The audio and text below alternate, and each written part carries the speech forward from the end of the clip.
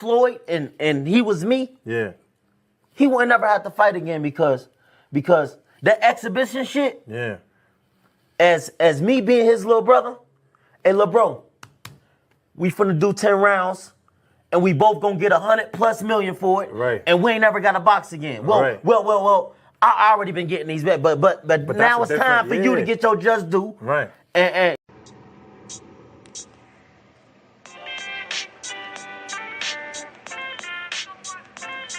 yo, you know the deal. We back again. We never slacking. Word 'em up. Ladies and guys, whether if you drunk or you high, it's time to pay respects to the illest man alive. If you think you got a point, he'll shrink you down to size. And from there it's downhill like a slinky or a slide. Open your eyes. Got a deep connection with the rise, so you might see them jump in whenever they go live. Peep it. This channel blowing up now, it's not a secret. With tons of exclusive interviews to listen to. Them other channels I hate, but yo, they missing clues. They start narratives, sip the goose and twist the truth. It don't take a rocket scientist to get the proof. Just click the live at 4 p.m. Eastern time. But when you chime in, make sure you keep it kind. But if cowards want to debate, then it's feasting time. My man Jusdu shine busy all the time. Grind 24/7, 365. Videos he might have 365. My rhyme's sick, they make you do a 365. You get a rich if you think you fit to survive. It's Jusdueboxing, time to click the live. Ain't no beginners, if you soft, you ain't down to ride. I crush you, respect too, it's Jusdu. He got the illest boxing show on the internet. The boy been a threat and he ain't even had dinner yet. Word 'em up. Yeah. You know what time it is.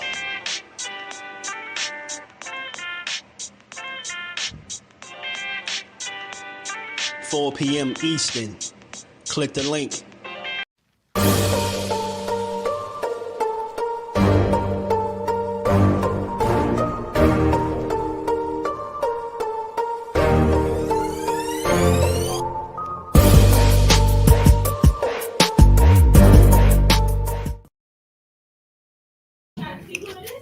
What's good, family? How y'all feeling today?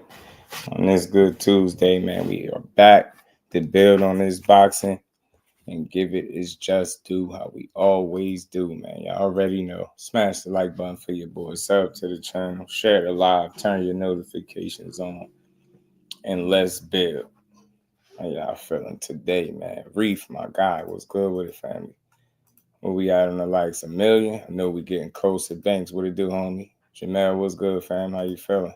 BJ in the building. Ozell, what's good? Canelo versus Bud, the biggest, easily.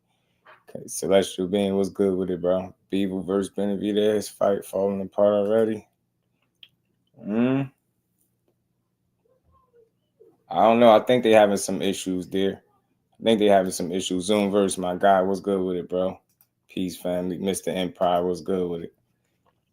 I've been hearing some they haven't. I've heard a little bit about it, but you know, I've also heard, you know, Samson. I think Samson. I got a clip speaking of that Celestial Being. I got a clip from Samson talking about that. I think, don't I got it in here? I think I do. Yeah, real quick, being that you asked, y'all smash the like button. We're going to cook on these topics, man. We're going to talk about it. This is the only fight that we like. There's no other fight. Now everybody's talking about Carl Smith.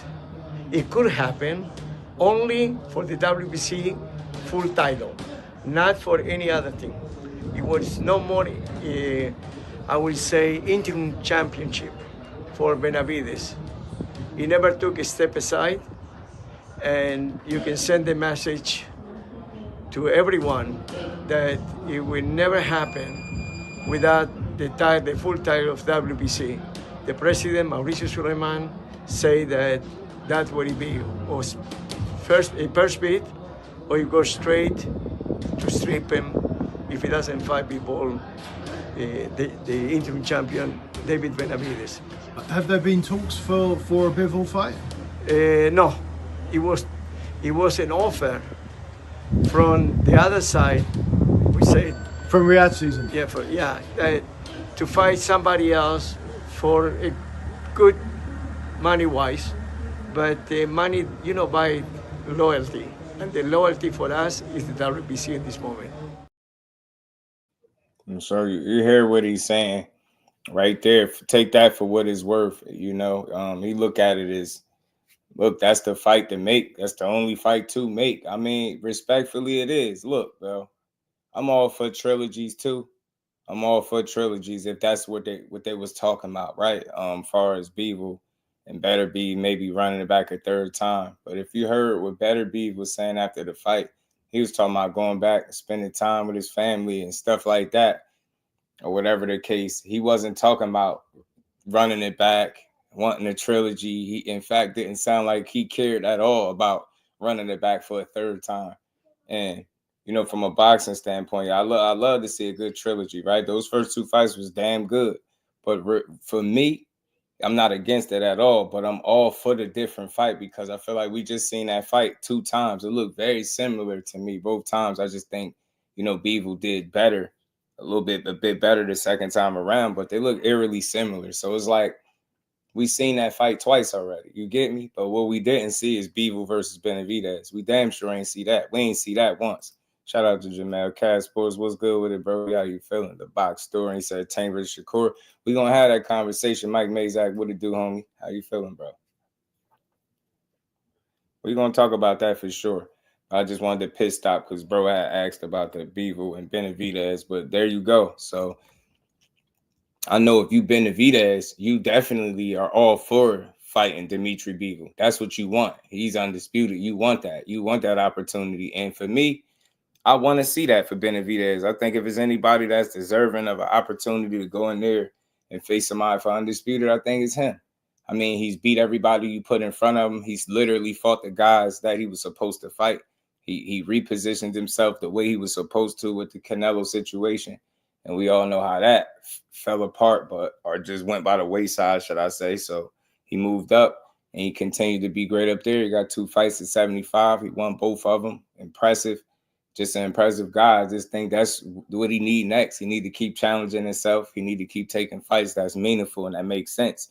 He young and he's striving and he hungry, right? He hitting his stride. I think it'll make the most sense to try to capitalize on what will be the biggest fight of his career against Dimitri Bivol, and what I would think is respectfully a 50-50 type fight. You get what I'm saying? It'd be a real test for him. They sparred before in the past, and that sparring led to Benavidez feeling very confident that he can go out there and beat him if he need to. But, sparring is sparring. We still got to see them fights. One thing we know about Bivol is he's extremely difficult to beat. I mean, we even seen it with the Better Be fight the first time. That was like nip and tuck, it's close as hell, razor thin, close fight. So he ain't no easy guy to deal with in the ring. He's a rhythm fighter. Very smart. He throws combinations. He pick his shots well. It's just a lot to like. That dude is a constant professional. He always in shape, always on weight. And he just always putting on consistent performances Bivol don't typically have up and down. Like, you get me? He pretty consistent as a performer. You know what I mean? Even in his loss, like, you see how he performs. So that dude is going to be that's going to be a tough night's work for anybody, Benavidez included. But I do think stylistically Benavidez can be an issue for anybody. And I think we see that every time he get in the ring. Mike Ron, what it do, homie? This fight to make David versus Dimitri. Yeah, man. LWBoxing, what it do, homie? The fax machine in the building. We're going to talk about, I got Bivol Benavidez by decision just. Hey, I feel you. Hey, look, it's definitely possible if it's anybody that can possibly outpoint that guy and fight in a way that would give him issues. It's definitely Bivol. Bivol, but it's tricky. He's smart as hell, man. He's a really smart dude. So I'm not surprised. I mean, you're not crazy to say that. It's a pick 'em fight. It's like a fight where either guy could win.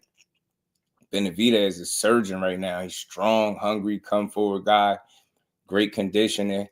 He let them hands go, put them punches together well. He's very intelligent in the ring. He's getting smarter. So it's a lot to like about that fight. I don't think nobody would be against seeing it. You get me? And that's the kind of fight that moves a guy like Benavidez to the next level. Get what I'm saying? For me, I don't know. I don't think I see a better fight for him. I don't think I see a better fight for him right now outside of Bivol, just of what it stand for and what it'd be. You get what I'm saying? And with them belts being on the line, I think it'd be dope. That'd be a great fight for them to go out there and mix it up, man. And it really prove, either just how good Bivol is or just how good and dangerous Benavidez is continuing to be and become, right? So I like it. I like the fight. Hopefully we do get to see it. Like I'm hearing some back and forth stuff about it, so I'm not too sure what they're going to do. But like I said, you heard what Samson said in that clip. But they can go a number of different places. He said when he spoke about the other side, he talked about Riyadh season. He already said that he don't want to go over there or his fighters ain't going over there, whatever he said. So just don't know what's going to happen. At the end of the day, I hope they make the best decision for the fighters, man. I think that realistically, that's putting them in there with each other. Like I said, Better Beef didn't sound like his goal was to get back in there a third time and want to do it all over again. You know what I'm saying? That dude getting older, he don't really got shit to prove realistically. Shout out to Behind the Hands TV. My brothers will tell you, heavyweight partners, I got Ninja Room going 3 for 10. Shout out to Jordan, man. What's good with it? So I don't know. We're going to see, man. We're going to see. But let's keep rolling, man. Smash the like button. We're going to build on this, man. Why I asked this question today, I just said bigger fight, Canelo versus Bud or Tank and Core. The only reason I say that because of, recently we seen Bud had made these comments about Tank versus Shakur would be dope if Tank was not so cocky to be on the Terence Crawford undercard. That would be dope. And look, just right off the bat, boxing-wise, look, Canelo and Crawford is a damn great fight in and of itself. To me, I'm speaking for me. And I think the same for Shakur. I think even them is even better because they're in the same weight division. It's more comparable in terms of like nobody's jumping up no crazy weights, none of that, right? Having to fight an uphill battle. Got both guys being closer to their physical primes as well, right? It's a lot of to like about that matchup with Shakur and Tank. And Terence Crawford, you got some people believing that it's like some people is for it, some people not. I don't think it's nobody in their right mind that's not for the Shakur and Tank fight, right? Unless you just weird. When I hear people put up resistance about, as far as Canelo and Crawford, is because of the weight jump and how difficult of a challenge they feel like that's going to be. So, for me, I feel like cards of this magnitude, although thinking about putting them together, just the thought of it is dope. But I think respect to both fights, they individually need to be their own main events. Right, I understand what he's saying about being cocky and things like that, but I think that kind of fight right there is not an undercard fight if I'm looking at it the right way, right? And who's going to pay for that? It's a lot of money to be paid out, and that's going to automatically have to be Turkey because y'all fighting on a Turkey card, right? You and Canelo. So that would mean not even just, Tank being cocky about being on the undercard, is him having to now do business with Turkey Al-Sheikh. You see how that creates an issue in and of itself. So I don't see that. I don't see that coming to fruition right now. Like, I don't see that being the way we get that fight, unfortunately, right? I don't feel like that's a option.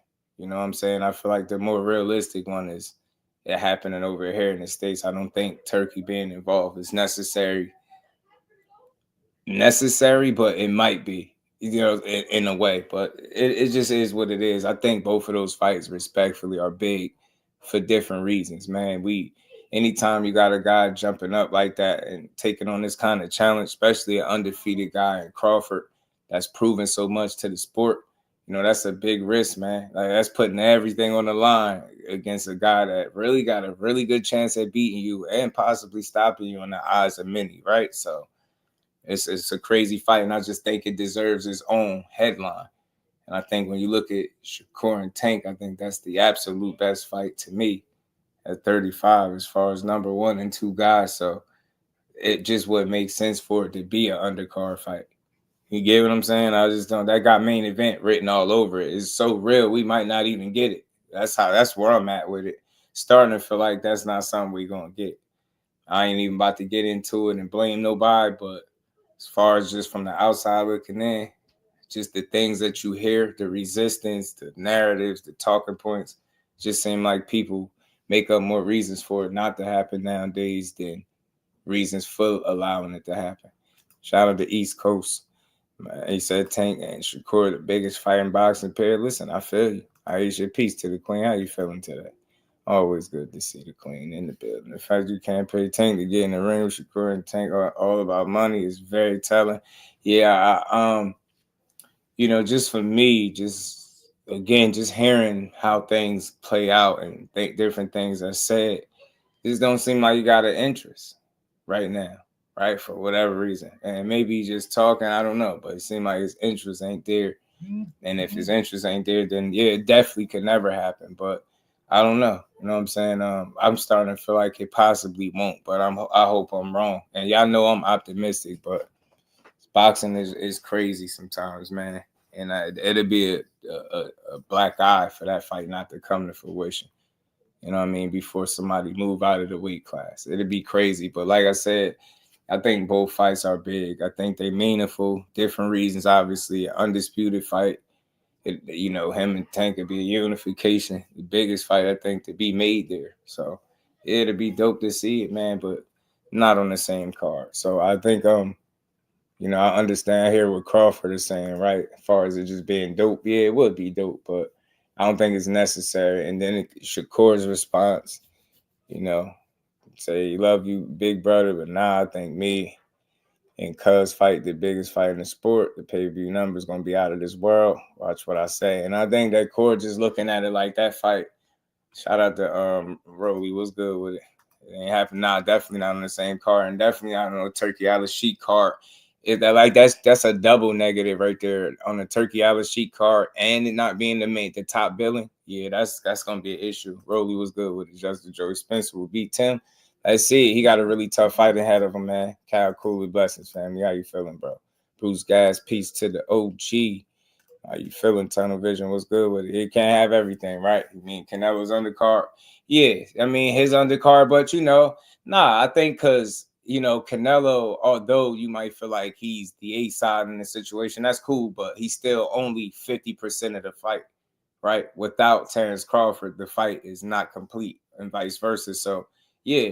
You know, it still would be his undercard because he's part of the main event. So, yeah, it would still be on his undercard. Canelo, however you want to look at it, no, not really a big deal to me because he's you know, he's fighting the guy. So, yeah, but nah, I don't think we see that fight under those circumstances right there. Like I said, those are two negatives. I don't see it happening. Tank don't seem like he interested in working with him and going and fighting over there. That's one. And then he's a main event guy. He's built his career a certain way. I just don't see him being willing to budge and play second fiddle to nobody, especially a guy that he feel like, you know, he just, you know what I mean? Like you see how they was going back and forth. You clearly see how Tank think about himself. So ain't no way that's happening like that to me. You know, wishful thinking. I mean, cool little idea, just something to throw out there. But I think I'm with Core. I think their numbers will be good. I think they'd be crazy. You know what I'm saying? I don't know if it'll, you know, reach Ryan and Tank numbers right per se, but I think it'll be one of Tank's highest pay-per-views. I really do, if it were to happen, especially in a timely manner where it makes sense. So cool. Likely be on the Canelo versus Crawford anyway, depending on what happens with Zepeda versus Farmer. I would love to see it, and I like to see that dub. You know what I mean? Hopefully he can get Zepeda in the ring. And I'm not counting Farmer out, but I just feel like in order for Farmer to get a win, he's going to have to stop Zepeda, and I don't think he'll stop him. He can probably beat him, come close to beating him again, another competitive close fight. But if he fought as well as he did that first time, dropped him and everything, and they ain't get a decision then, I just don't see him getting one. He had to stop Zepeda. So if Zepeda does come out on top, you know what I mean? I do hope that is the fight next because it just makes sense. You know what I mean? Tank got business to handle with Roach. And, you know, just that's a fight that's been looming. They've been talking about it. They've been discussing it too much. It's been too much back and forth. And I think it's just one that need to happen. You know what I mean? Obvious reasons. You dig? Obvious reasons. But while we on it, because we going to build on it, man, we're going to have us some good boxing. So let's keep talking about it because Dub did mention the Zepeda fight, right? Did mention Zepeda, who's fighting Farmer next. And Oscar Delahoya, goofy ass, did an interview talking about this. So let me let y'all hear what he says. Shakur Zepeda is a cool main. The Bud and Canelo would be a good matchup. Absolutely, Zepeda gets stopped in my opinion. Yeah, man, I think he's just gonna get outclassed. You know what I mean? I really do think Farmer won the first one. I think there's a real case, a real argument that he won the first one. I do. Dropped him and everything. And what was it? Matter of fact, was it a draw? Wasn't it? Wasn't it a draw? Something like that? Or did they give it to Zepeda? I forget. Hold on. Pardon me, y'all. I'll be tripping sometimes. Let me see, because it was a good fight. It's that he definitely made a case for himself, for sure, in his first fight. For sure. Yeah. Yes. Split decision. Loss is what they gave him, right? Little chumps. Split decision loss. Yeah, I definitely don't think. I think Zepeda got worked. I think he took the fight to him. I think he was very unexpected. You know, I think he surprised Zepeda with the way he fought. I'm not gonna say it wasn't no robbery, nothing like that, but it was definitely he made a case for himself. To me, Banks was good with it, bro. Said no. Zepeda won. I feel you. I mean, listen, I ain't gonna argue how you seen it. Split decision. Yeah. Oh, he said you answering the question. Yeah. How did y'all see it? Who did you think won? 2 cents was good with it. And so I had it a draw. Feel you. Free Smoke. I had it 9-3 Zepeda and then the 10-8 round. And he has 9 rounds for Zepeda. BVO was good with it. I hope they don't rob type of Farmer again. Some people felt like Farmer pulled it off. Sling on just for a picture and going straight in the cap is crazy. I think Father was good. Yeah, that was something, wasn't it? But look, he fought a damn good fight. I'm not gonna argue about the decision. I ain't tripping at all. But it was just one of them fights. He's very, very close. He gave Zepeda all he could handle. And then it's funny that Zepeda was supposed to be the guy to knock him down or out, and he ended up getting a knockdown. So I like that from him. But let's listen to Oscar speaking about Shakur and this Zepeda fight. Let's hear it, man, and watch it live. Yeah, it was definitely my pleasure to talk to boxing icon, the face of Golden Boy Promotions, multiple-time world champion, Oscar De La Hoya. How you doing today, Oscar? I'm good. Thank you. Thank you for having me. Yes, sir, man. It is a pleasure to talk to you. One of the first things that I want to ask you is talk about Vergil Ortiz Jr.'s performance. I'm gonna be honest. I'm gonna be honest with you, Oscar. I expected him to have trouble with Madrimov. So, what did you think of that performance? No, I was actually worried. I was worried about Madrimov because of what people made him out to be after he fought Crawford.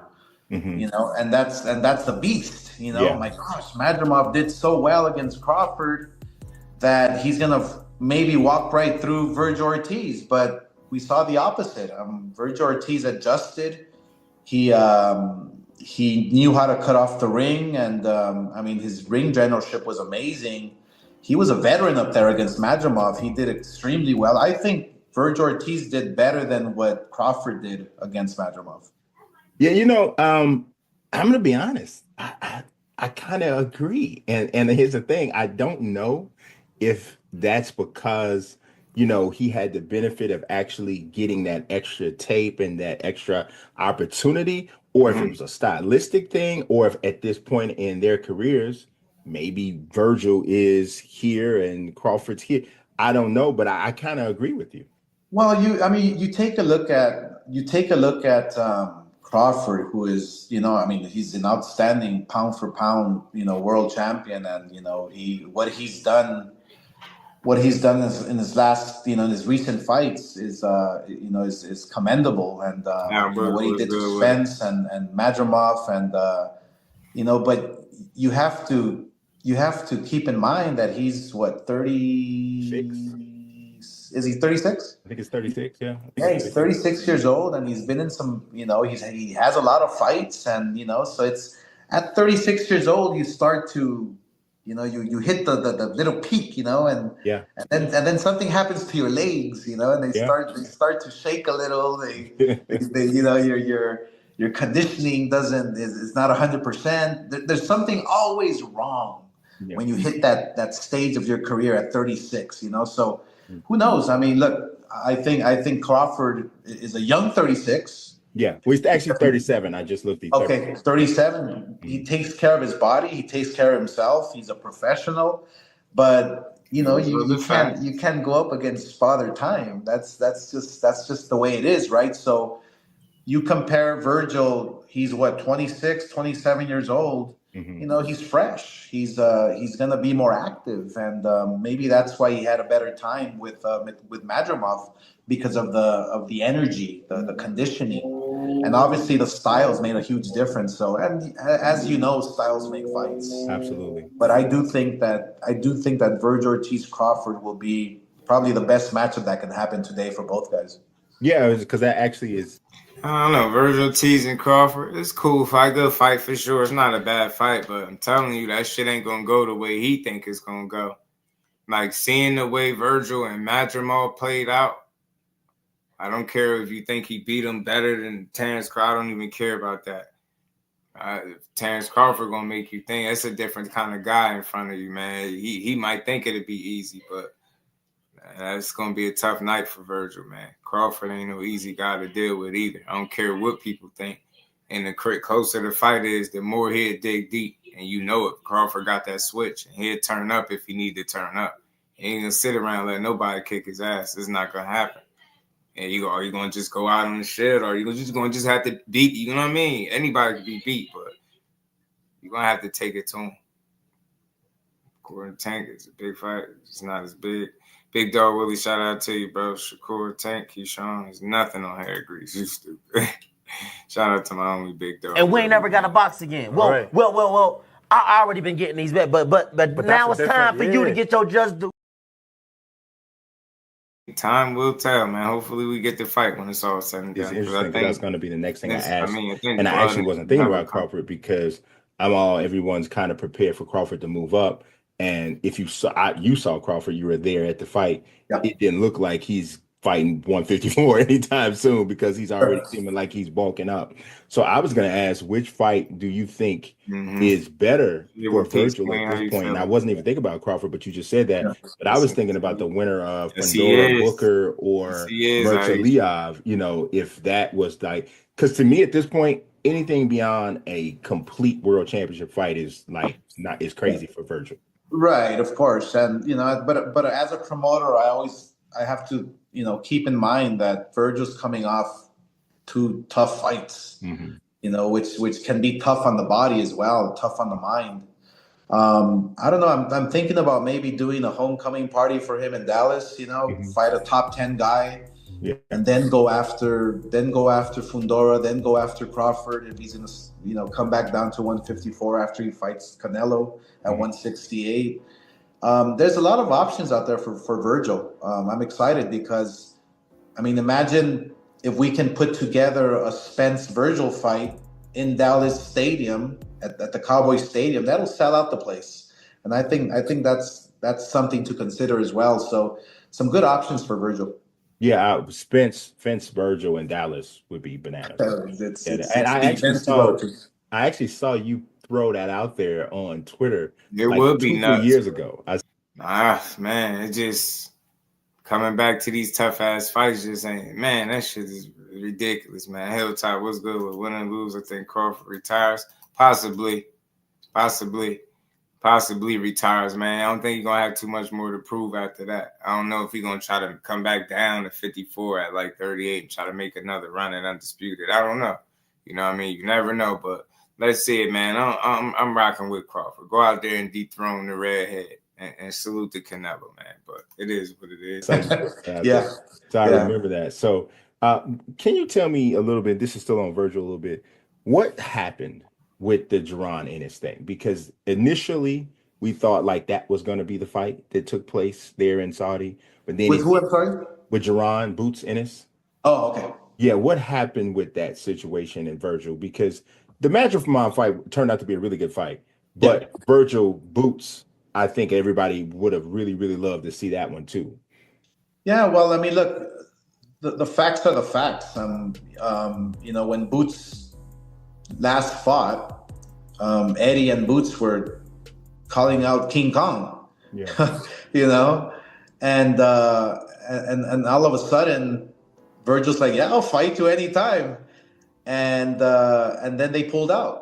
That's the bottom line. I mean, I think Boots. What is he fighting at 147? His next fight? Yeah, against. I think he realized. I think Boots realized that he can still make 47. He can,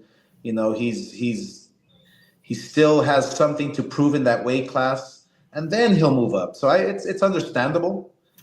Exactly. I'm glad he said that. So when it's all said and done, it wasn't no pull out. There wasn't no real negotiations going on. Boots made it clear that he wasn't making a decision to go up. People just got to respect it. Leave it as that. When he get up there, just keep the same energy because we going to want to see that fight. Just keep the same damn energy, And I don't think it's a problem for if Bud was to go for undisputed Savage Queen.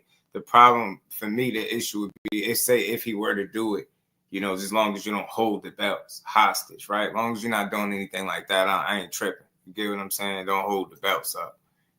Translated Vergil about to take an easy fight. Reap, what it do on me? Forever G's, what's good? J Boxing in the building, what's good on me? Like, you feel me? I can't say nothing about Bull Check versus Vergil.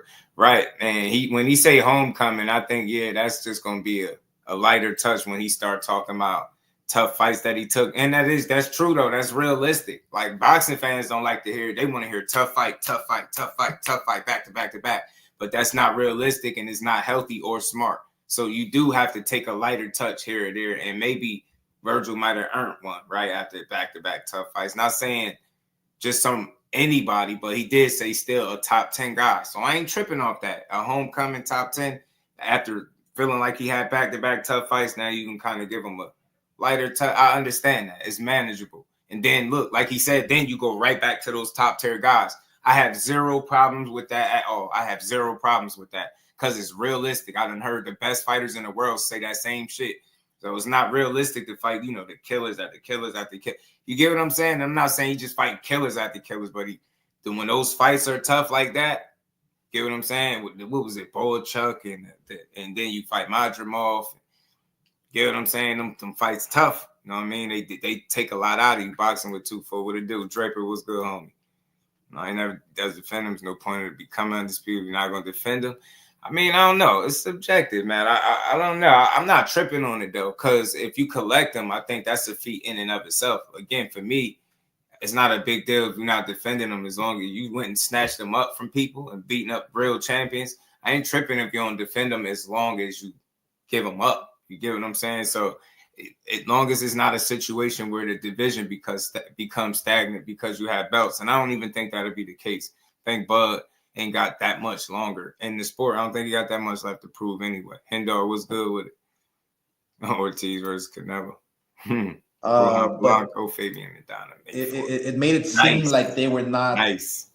It made it seem like they were scared of fighting Vergil because at 154, But I don't think that was the case. I think the case is that Vergil can still fight at 4. I mean, Boots can still fight at 47, and they'll just have to wait for Vergil at 154 down the road. So yeah, I think it's a big fight. I think Boots and Vergil is a terrific, amazing fight. So yeah, we're looking forward to that. It is. Vergil's in a really good pace because there's so many options that are good fights, and with the way he just looked against Madrimov is cool. And then also on top of that, to be able, like you said, do a home game kind of a fight in a place like Dallas, and maybe if it's in Arlington Stadium or that would be great. So I gotta ask you about someone else. Like, so based on, obviously Floyd Schofield was supposed to fight Shakur, but it ended up being Josh Padley. But based on what you saw between Shakur and Padley, are you more or less confident in Zepeda or Schofield's chances against Shakur? Man, that's it's a tricky question because obviously I'm a fighter at heart always, and I know styles and I know this and that. Shakur Shakur's one hard man to beat, but not impossible, right? I mean, think so. It's not impossible.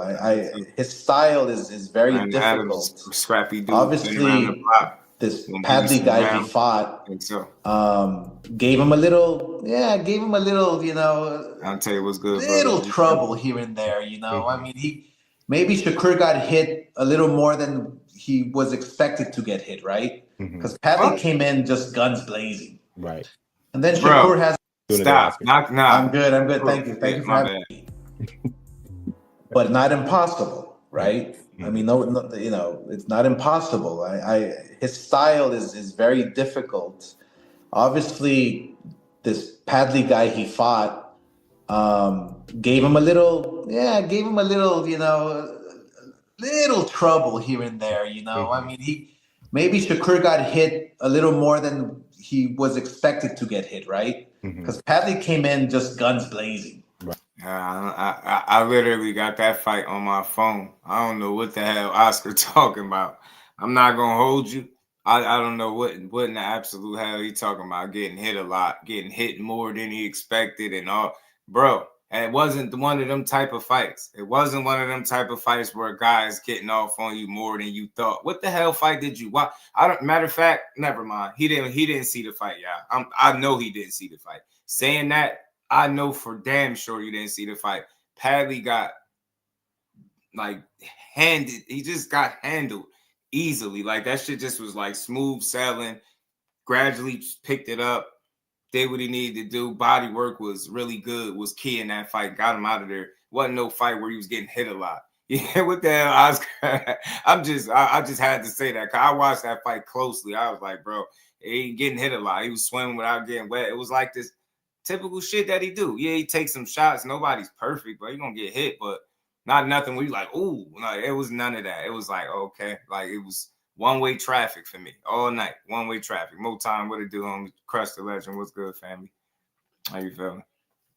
Right. Crazy. And then Shakur has a little trouble with his hands. I saw him shake his right hand, I believe it was. Yes, it was. In what round? Some round. I'm not sure what it was, but third, I think it was. Yeah, but Shakur's an amazing talent. But I think that the plans are to fight, Tevin Farmer in Cancun in March. And then go after everybody. I mean, these are the types of fights that William Zepeda wants. Is the Shakur Stevenson, the very best. I mean, that's the only way you're gonna look. Today's boxing, here we go, is all about business. Here we go. And I don't like it, and I hate it because a lot of fighters are outpricing themselves, and the big fights are not taking place. I really feel that Shakur wants to be great, and he wants to fight the very best. And I think the same thing about William Zepeda. So that's going to be a fight down the road this year that we're going to see and we're going to make, and and it's going to be a great fight. I think William's willing to face anybody. He's in that moment of his career where he's just willing to face anybody. Good shit, Oscar. Good shit. Okay, well, we'll see. Marcus, what it do, homie? How you feeling? What's good with it? Oscar was saying, but I saw you go down. Yeah, I don't know what the hell he watched, but and look, respect to Oscar. I hear what he's saying, but I'm not confident there. I'm not confident at all there. When he say things like, hey, we can go after everybody. Yeah, okay. He just like at this point, then he went down and said, it's gonna be a fight that we revisit down the line. So look, revisit it. I mean, or try to we're gonna make down the line. That's what he said. So at the end of the day, shout out to my homie D1. And we ain't never got a box again. Well, I already been getting these back, but now it's time for you to get your just due. Shout out to you, bro. Appreciate your support. As always, my guy. That's why Oscar's saying, however, fighters, yeah, he know what it is. So look, when he say that stuff, I'm just not confident. When he say William Zepeda fighting anybody, I kind of do feel like that. I don't think in William Zepeda's mind, he look at Shakur like, yeah, I won't fight that dude. I just don't feel like that. Even though the fight not being made, I feel like it'd be more so Oscar, right? Like when he speak about how difficult his style is to beat, And when you look at how he had a plan for Kid Austin, and that's initially, now they back to following whatever plans Oscar initially had for him. And I think the same thing with William Zepeda. For whatever reason, is when it comes to making that particular fight, it's so much like BS. Now he's saying he'll make it. Remember before he was talking about, Shakur got to sign a Golden Boy if he wants the Zepeda fight. So it's a lot of games with Oscar. You see how he moves certain fighters. He kind of, Tevin Farmer is a scrappy dude. I don't think that's a bad fight, but he rematching him. He didn't necessarily have to do that. I mean, I don't know what it's proven. We go out there and beat him again. Like I said, unless Tevin Farmer knock him out, I don't think he's going to get the nod. It's going to be really tough. And I think he could have just fought a damn title fight. Am I wrong? Like, he could have just fought. They need to fight. I need to see what that test look like. That's not going to be the easiest fight for Shakur, I don't think. Like, it's a different kind of test. Somebody that's strong, you know what I mean? Got a good reach, right? A lot of experience professionally, right? He throw a lot of punches, man. And you just keep coming. That's not going to be easy, dude, to kind of, discourage, right, from coming forward. So it's an intriguing matchup that I think needs to happen.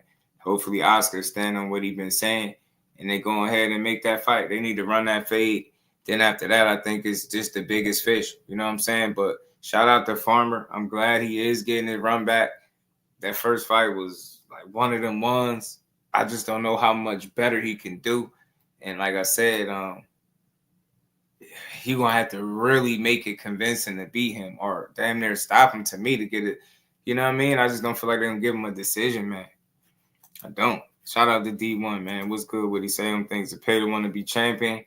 Yeah, I don't get it, but I think, and this just, I hear why you would say that, because you like, why ain't he pushing and pushing? I get it, but that's where I think he do, some responsibility do fall on him. But I think he seems like one of those nice guys that just following the plans of Golden Boy, right? I think he just trusting that Oscar is making the best decisions for him, I guess. That's what it seemed like, because he don't seem like a guy that's trying to call. It don't seem like he going above and beyond to make certain fights. So it just seemed like he cool with whatever the plan is that Golden Boy got. That's what it seemed like. You know what I mean? It's, to me at least, right? He not kicking and screaming about fighting these dudes. He comfortable just continuing to fight dudes that he can beat. But I think at the same time, if they say, yo, Shakur is the next fight, I think he would it as a fighter, all right? I don't think he's scared of nothing, but like I said, I don't think he going in there or getting on the phone with Oscar demanding this shit, right? I don't think that's the case.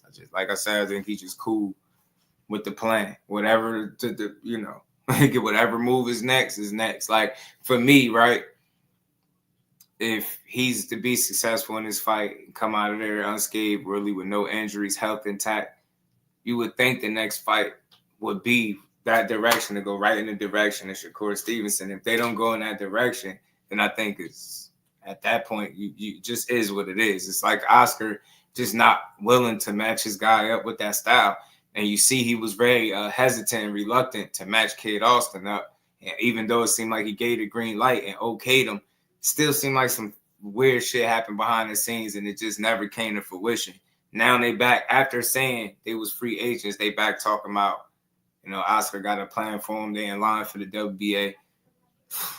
They some frauds, but anyway, man, I hope Oscar dude was right and put his guy in there with the right one. You get what I'm saying? I hope that's not true, because I look at him as a fighter, Mexican fighter, tough dude, right? Maybe he feel like it'll be a tough style matchup, but I do think it's one he feel like he can do something against. Y'all give me 2 seconds. Smash that like button for me.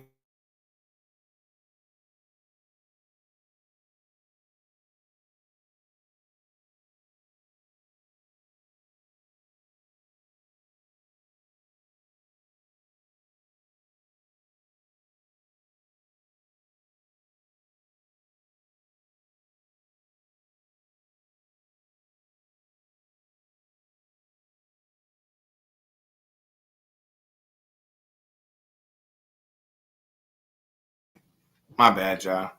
My bad. I'm talking about a soft touch with Vergil. Hey, Goose was not go the way it should go. Yeah, I think that's realistic though, with the Oscar, with the lighter touch, because it's a homecoming fight. Like, I think he had two two challenging fights back to back, two of his more tougher fights in his career, right?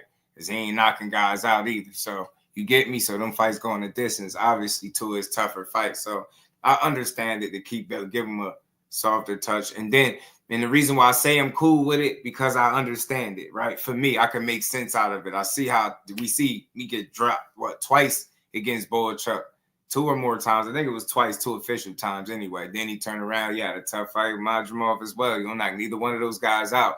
So I get it. Give him a homecoming fight. And if his lighter touch is still a top 10 guy, I ain't tripping. Then after that, then we go right back for the top tier dudes. I'm cool with that. I think I can understand. I can make sense out of that, right? It ain't the craziest thing because you don't want to burn your guy out. You want to test him, but you want it to make sense when you test him too. You get what I'm saying? Brian Norman fighting Saturday, yes. We're gonna talk about Michaela Mayer at some point this week too, because their card is coming up. But we'll see, man. We'll see what Oscar does with his Golden Goose over there in Golden Boy and Williams Zepeda, man. We'll see if he ever puts him in there with Shakur Stevenson. I think that's the fight to make, though, obviously. He keep talking about it, and he done talked about it long enough. At this point, I think they just need to make it and get it over with. We're going to keep scrolling, man. Y'all smash the like button, man. Yeah, I'm happy for Brian. Undisputed at one. See, from B. Norman. I know some people picking him. I know the fight ain't supposed to be, it ain't easy. It ain't supposed to be, you know what I'm saying? He got a title. I'm pretty sure Derek Quavers want to be a champion. And then he got to go through Brian Norman to do it. So I know with that being the case, he going to get a very focused Derek Quavers. At least that's what I'm expecting. So, the fight ain't supposed to be easy for him. But, shit, that's what you prepare for. That's what you put the work in the gym for. I've been listening to his father. He said Brian Norman firing on all cylinders pretty much. He looking good. Looking real good, sharp, everything going well. You know what I'm saying? And that's all you could hope for. Now it's just going to be time for him to get his business done this weekend. You know what I mean? Got better fights to have bumps and paid it. I mean, I just feel like it'd be a good feather in the cap type of performance. A Mexican guy, knock them all. Supposed to be tough, gritty, throw a lot of punches, good conditioning, keep coming forward, high punch output, all that stuff, right? It got the fixings of a good physical style matchup, right? Good test for somebody like Shakur. So that's why I'm hopeful of it. But we're going to get into this Bud Crawford build that I was going to get to, y'all. Shout out to Al Booger. That B. Norman about to fight anybody nobody knows could have been headlining. I'm tired of the games too. I'm with you. I'm tired of the games. I don't dislike them per se. I just wish it'd be more direct with certain things and stop dancing around that fight. That fight they've been flirting with the fight for the longest at this point to me. The carburetor gonna cost you about $500. You stupid. 40 undisputed at 147. Current 154-pound WBA title holder. Terence, but you're going after undisputed at super middleweight. You're kind of waiting to see how the landscape is going to shift out. I told homie Big Dog Willie, man. He said Tank versus Sweet Pea. I got Tank because he got better dick. You stupid. Shout out to Big Dog Willie. And we ain't never got a box again. Well. I already been getting these bets, but now it's time for you to get your just do. Let me see what Crawford was talking about here. Right now with Canelo and his fight coming up May 3 against William Skull. It sounds like you're not going to take a fight until September when this super fight is fight. Hey Shay, what all Bud missing right now is the afro pick with the fist in the back of the head. That's it. That's all. He got to complete the look. Somebody got to hit Bud, tag him. He just need the afro pick in his joint. When he like this, he probably in mode, putting in work. He look like he in good shape if you looking at him just sitting here. He look like he ready to go right now. So I like the fact that Bud always keep himself in shape. And whenever I think they just got their hair out, just rocking hair, they locked in. They probably working in the gym or something, putting that work in. Not saying finally he ain't camping come to fruition. I'm pretty sure he. But first things first, how's life treating you? How is everything going? And what are the latest updates you can share about what Terence Bud Crawford's been up to since winning the title against Israel Madrimov? Well, life is great.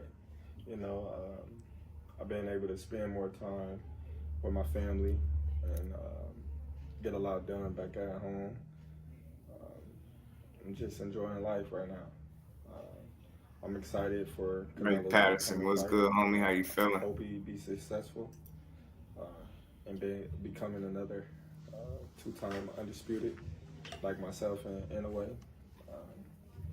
And hopefully we can get that fight in September.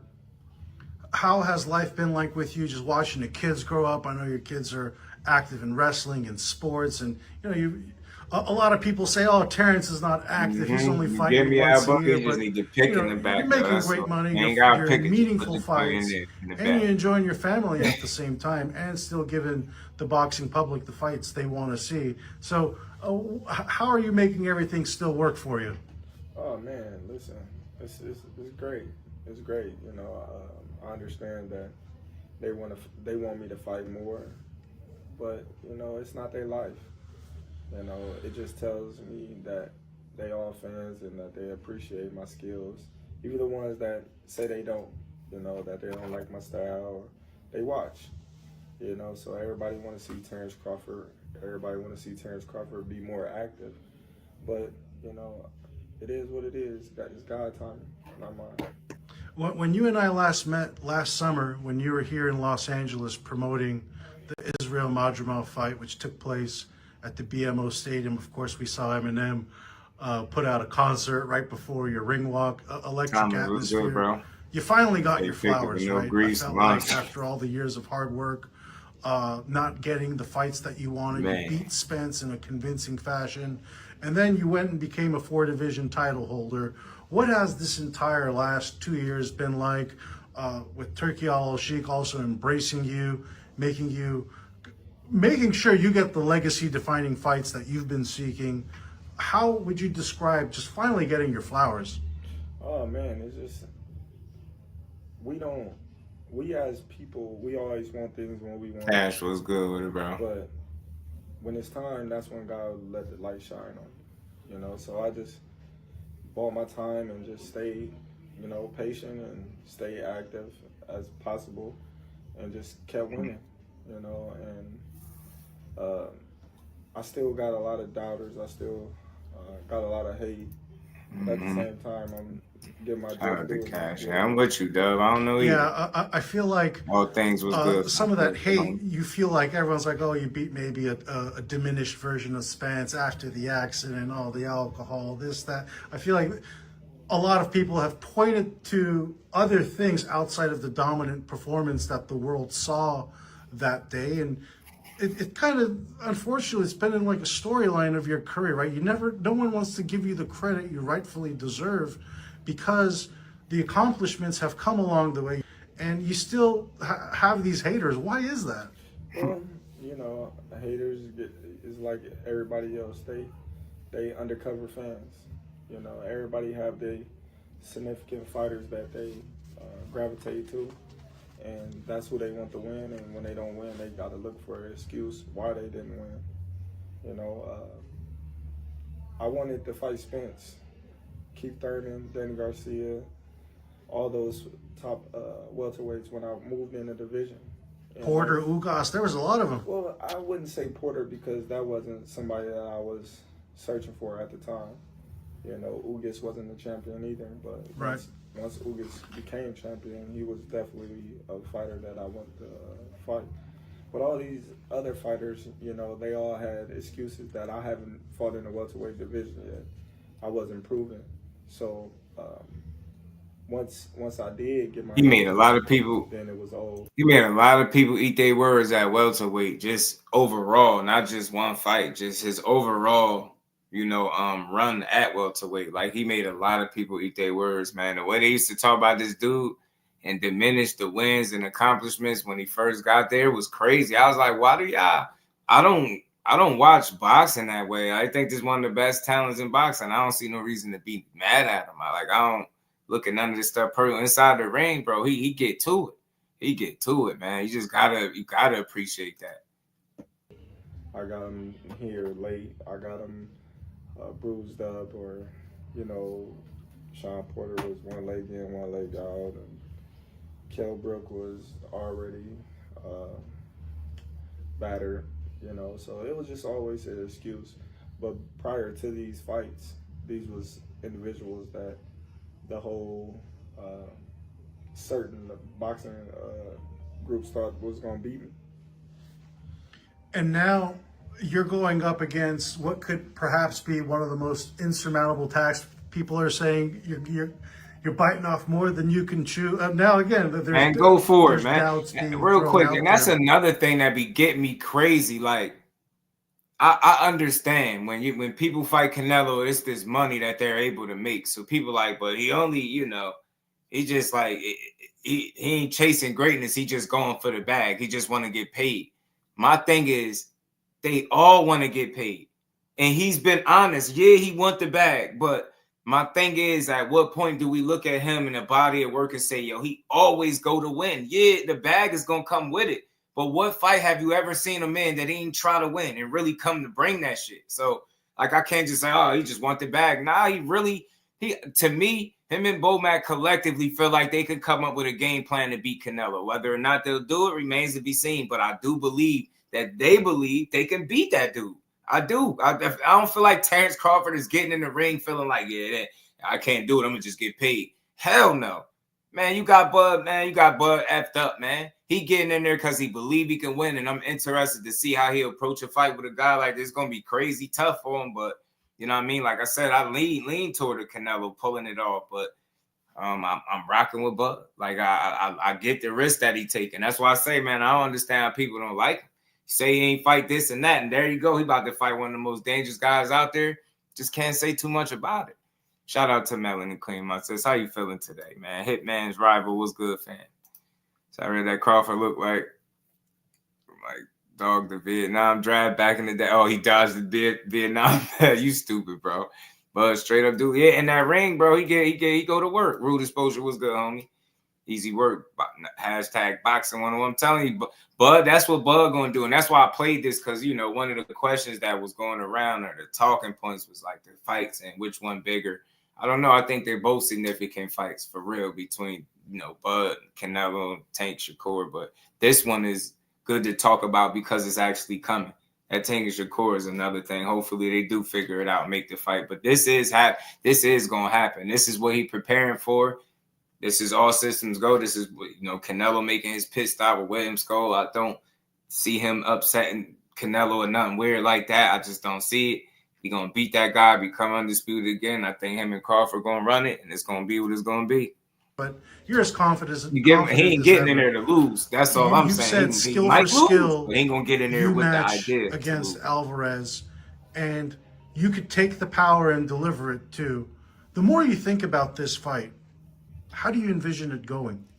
So, listen, I've been doubted my whole career. If you ask anybody that's been following me, they all tell you, oh, we didn't, by the media and by all the negative things that people said about Terence Crawford along the way, they would have never thought I'd be in this we care what to do that I am now. And it was good, bro. But I did. So,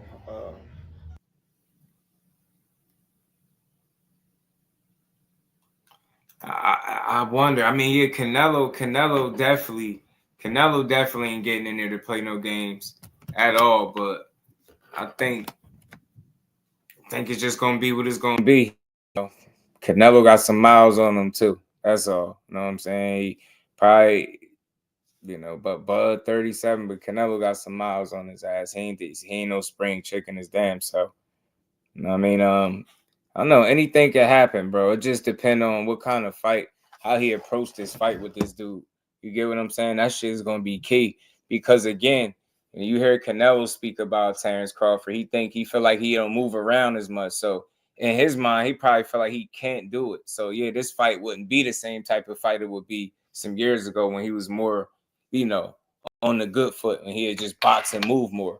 But I've said this before. I know he hasn't done it with, consistency in the past, but I don't think he's had to. You know what I mean? Now, the question would be for me, is the reason he hasn't moved that way is because he can't do it or just because he hasn't had to? You know what I mean? I think that's a fair question. So we'll find out with Canelo if he's able to consistently, I think create different looks. Don't be a stationary target.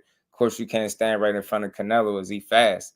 You get what I'm saying? How compromised is he going to be at the added weight and all of that stuff? So, you know what I mean? But we'll see, man. You just, hey, if it's anybody that's going to try, shit, let it be Bud. Keon, what's going on, low kid? I think Canelo's making up for the Floyd loss. He trying to. He said, this is about as close as I'm going to get. And I said this before, too. Okay. Yeah, Terence Crawford would be the most, I think the best fighter, the most talented fighter he's been in the ring with since Floyd, if they fight. Still at this point, I do. But we'll see. It's funny to say, because I've been hearing this my whole career, that I'm too small for this guy. This guy's too strong, or this guy punches too hard. I don't got no chin, or I'm this, I'm that. You know, so I just suck it all in and just laugh, because those fighters and those people that have this negative thought of Terence Crawford never been in the ring before. So, yeah, Bivol too. For me, you know, if they were in the same weight class, you know, I would pick, if they had to fight, I would pick Crawford over Bivol. For me. You know what I mean? If you're saying prime for prime, you're putting guys in there with each other. I mean, that's the only thing for me that I wouldn't have pick him to beat Bivol. Obviously, I don't see them ever fighting or something. But same weight class, I think he's more talented than Bivol. I think he got more. I think he do a bit more too, and he got a bit of a mean streak, more of a mean streak in him for sure. Terence Crawford, like he really want to finish you, so. He can get on however you need to get on there. You need to box, he can box you, and he could turn up and go get you and really seek and destroy. Like, really talented, man. Skill for skill is like, you know, but for me, I would pick Crawford. I like Crawford over Bivol for me. It don't even bother me. Me and Canelo is going to be a tough fight for both of us. You know. Boy, what it do, homie. But at the same time, I don't know. Yeah, I'm with you, Reef. I say the same thing every time somebody asks me. Like when they ask me about the Spence fight, do I think that's going to be the toughest fight of my career? And I said, I don't know. I ain't never been in the ring with Spence. I never sparred him, never been in the ring, never felt his punching power, no nothing. So I can't give you a blind judgment on if I think that's going to be the toughest fight of my career. Just like with Canelo Alvarez. We all know Canelo is great. We all know he's big. We all know he's strong. He got good timing. He got good punching power. He moves his head well. He's a good counter puncher. We all know all that things about Canelo, you know. But we never seen Terence Crawford at 168, so we don't know. We don't know. Hardcore casual, what it do?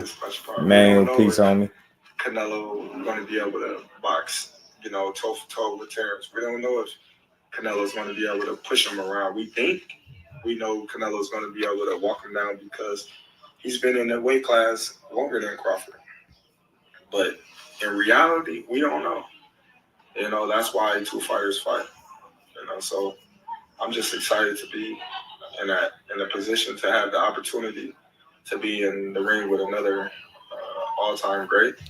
And it's going to be an exciting fight. And I'm looking forward to it, and I'm looking forward to winning. I think he's gonna look to put himself in the best physical condition, obviously, as possible.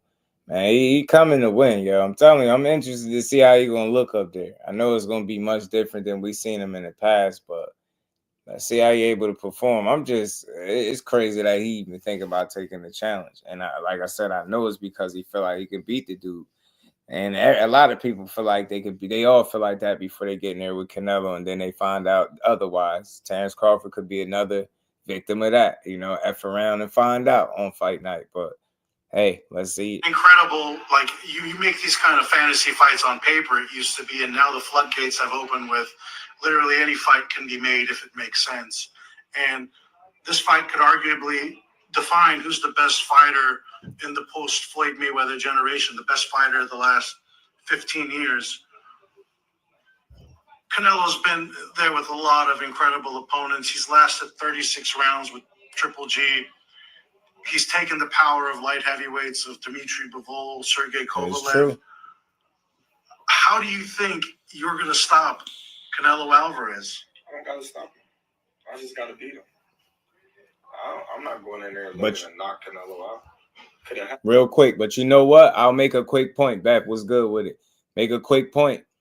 Jaime Munguia took punches from Canelo and other guys too. Bigger punchers, obviously, than Bruno Saras, right?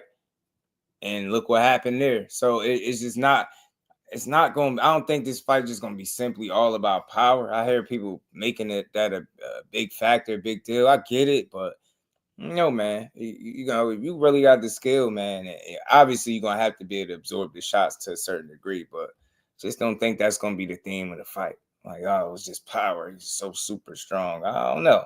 You know what I mean? Maybe, though. Maybe. I mean, yes, absolutely. You know, when I look at Canelo, he's a smaller, bigger guy moving up in divisions. You know, being that these big guys are slower, so they might catch him with something, but he might see it at the last moment. You know, they might catch him with a hard shot, but he's able to roll and turn with it. You know, because he's coming from a smaller weight class that was faster, that was sharper. You know, I'm coming from a smaller weight class. Yeah, he ain't going on no undercard, that's for sure. So if he get hit with a sharp punch that he don't see, he's definitely capable of getting hurt. He's not a machine. He's human just like me. He bleeds just like me. So I'm not going in there thinking, oh, I can't hurt this guy.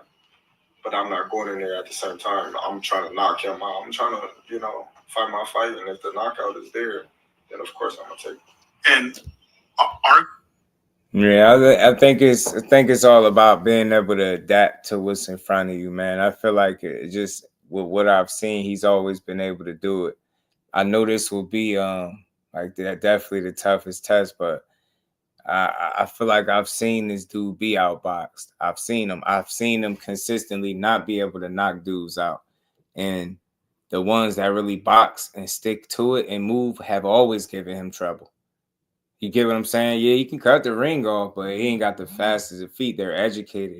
They ain't bad feet, but they're just a little slower, right? You don't have the fastest feet. And I think he slowed down a bit respectfully as well. So it's gonna be good. It's gonna be interesting to see how it look in there. And I get it. I know who's fighting the uphill battle for sure, but the guys that can consistently box and move and create a different looks for this dude and not just be right in front of him where he's able to set his feet and explode have always made it tough for him if you just look through his career. And that's why it's like he's fought some of them, but those fights have always went a certain way. You know what I'm saying? I ain't saying Bud about to do what Lara did, but remember how that fight looked. Dudes that can box and move, you know what I mean? It's going to give him trouble. We all see how Canelo fought Floyd or Floyd fought Canelo. It's just like you're going to have to duplicate some of that. You're going to have to. I ain't saying you're going to have to transform to do that, but every bit of legs that you got left, you're going to have to utilize them in this fight. And, you know, angles, different looks, just not standing in front of them, being greedy, picking your shots, different thing. Outsmart them. See if you can outsmart him. I believe Canelo can be outsmarted. You know what I'm saying? And the fact that he don't have the highest punch output will play in Bud's factor, right? I don't think this fight going to be fought at an extremely high pace where it will really test his gas tank and just the fact that he just now moving to 68, right? So there's some areas of success that I think he can have in this fight, but it's up to him, right, to capitalize when those moments present themselves, because I think obviously he got less of a window for error than Canelo do, we being fair. So the times that Canelo do make mistakes, or if he forced Canelo to make mistakes, he got to capitalize. It got to be like, you know, I'm not saying Canelo's anything like Errol Spence, not comparing, but just from the optics, how the performance was in terms of how he got it done and how he looked. He need one of them type of performances. Like that looked like that was the best and most focused and dialed in you've ever seen him. You get what I'm saying? So he need that kind of fight. He need that kind of performance to me. So we'll see. You know what I mean? I think he really got up for the challenge that Errol Spence was, even in his mind mentally. And I think he knows the same thing about Canelo Alvarez. So I think he's going to have to fight him a certain way, just knowing that. So I believe in his ability to test you from a mental aspect and really outsmart you. So let's see what he's able to do. I mean, I like this fight better than the Charlo one because of the fighters. Picking the undercard jet for this fight. I hear about now. I didn't hear anything about for me. Anything about it. speed leads to the power as well too, and the punches you don't see are the ones that hurt the most. He hasn't fought anyone as fleet-footed as you, as savvy as you. You're still very well in the prime of your career. Do you feel Canelo is still in the prime of his career, considering? And that's what I think too, y'all. I get it. It's a physical element of this fight that just can't be ignored. That's from the outside looking in, and on paper it seems to put Bud at a true disadvantage. But I'm a real firm believer in the IQ and the mental, and he's a very smart guy. I don't know if it's that he can't move nowhere. I want to see what he able to do with those legs, especially with added weight. So we're gonna see, man. I think he can test this dude, man. I'm telling you, I've seen him be outsmarted, is all I'm saying. I've seen him be outboxed, seen him be pushed back. I've seen him get, just outclassed. I've seen it on more than one occasion, I feel like. So he's just been the benefit of some strange decisions, I'll say. You know what I'm saying? But I think there's avenues of success for Bud to travel in this fight. The sample size of his last few fights? I think Canelo's been, holding back a lot in his last couple of fights. I don't think that Canelo's really been as excited to get up for those fights that he's been getting up on. I think he held McGee possibly, bro. He did more damage, but the respect that he had for McGee, he just, really too much didn't want to hurt the kid. I think with Belanga, it was what it was. He showed a dominant performance against Belanga, and he just felt like he didn't have to do too much of nothing. And so with Charlo was moving a lot. He won every round, so he really didn't feel the need to go in there and try to just maul him down. But I think, with me, he's gonna be the best Canelo that we've seen yet.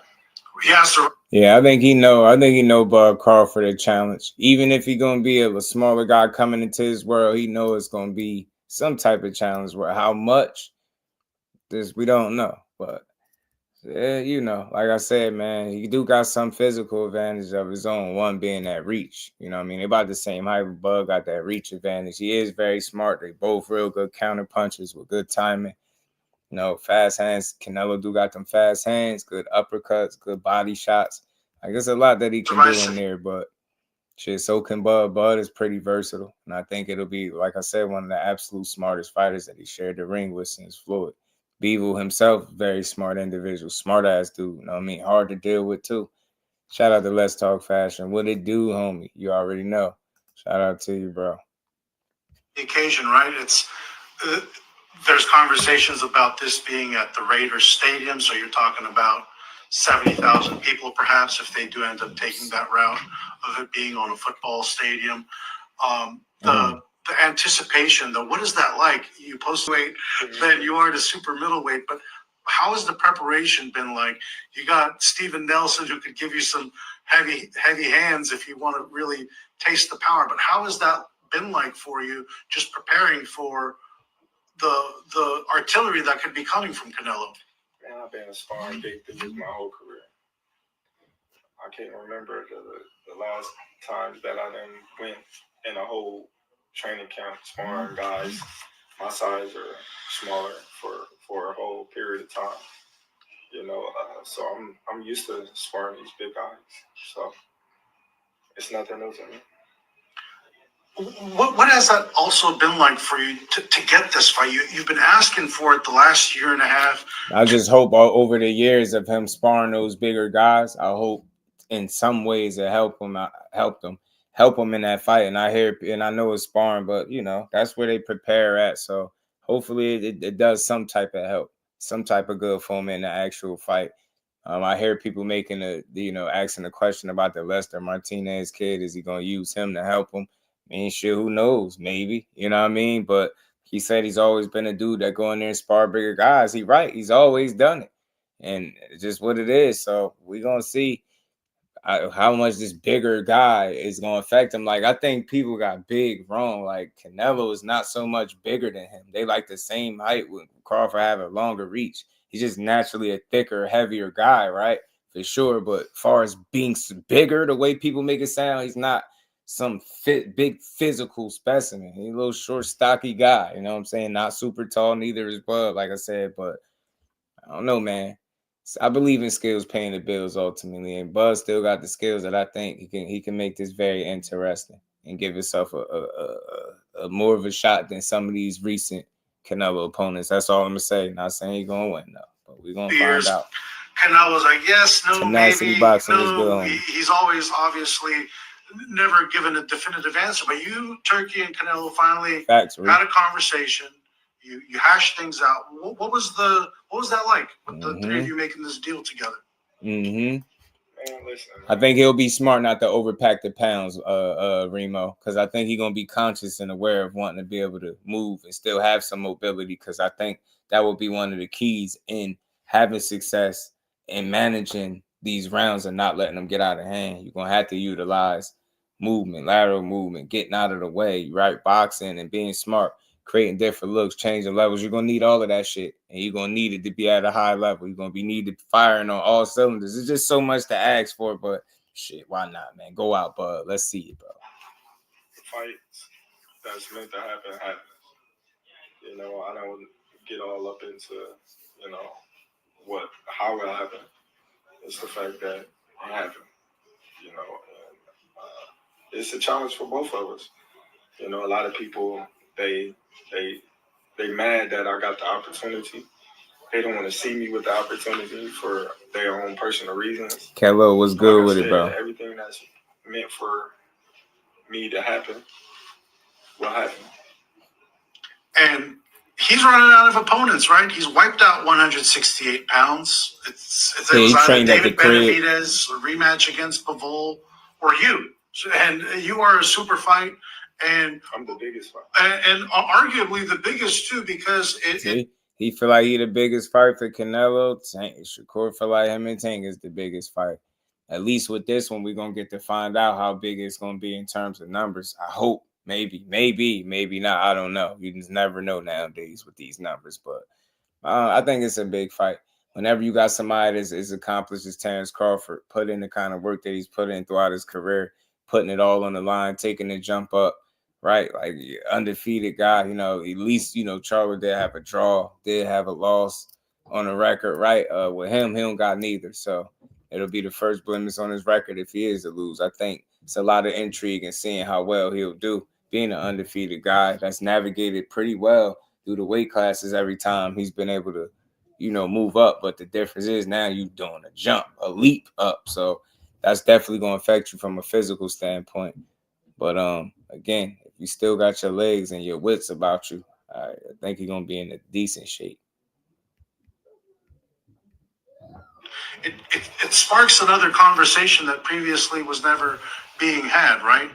And how do you think this fight will impact your legacy in boxing history when it's all said and done if you beat Canelo Alvarez? Well, I'm not going to say if, I'm going to say when. When I beat Canelo Alvarez, I think I'm going to be, you know, top 3, pound for pound, best fighters ever. You know, I think Canelo is up there with the all-time greats too. You know, I already look at myself as an all-time great, but to move up essentially 3 weight classes, you know, and dethrone soon to be undisputed 168 champion without even stepping foot in that weight class or the weight class below. It's like, yeah, where do you rank Bud at, man, if he able to go out there and beat Canelo, man? Where would you rank him at? He said top 3 all-time great. ATG. Bud looking like the bouncer. A great small guy beat a great big guy. Man, I ain't messing with y'all today, man. Bud looking like, man, you got Bud looking like you say one more thing about my fro. You know what I'm saying? And I'm on your ass. But like you got one more thing. You got one more time. Say something about my fro, bro. I'm on your ass, man. Got to find out who's the other 2 who you think are going to be on that list for you. I think Sugar Ray Robinson and Ali. I think those two is, stand. Ali, You Sugar Ray stupid. Robinson. Top 5. And Best of his era. And then once you reach that mountaintop, what do you do from there? It's after Canelo. Where do you go? Right? It's who knows? Maybe we rematch. My key was good with it, bro. I fight somebody else. Who knows?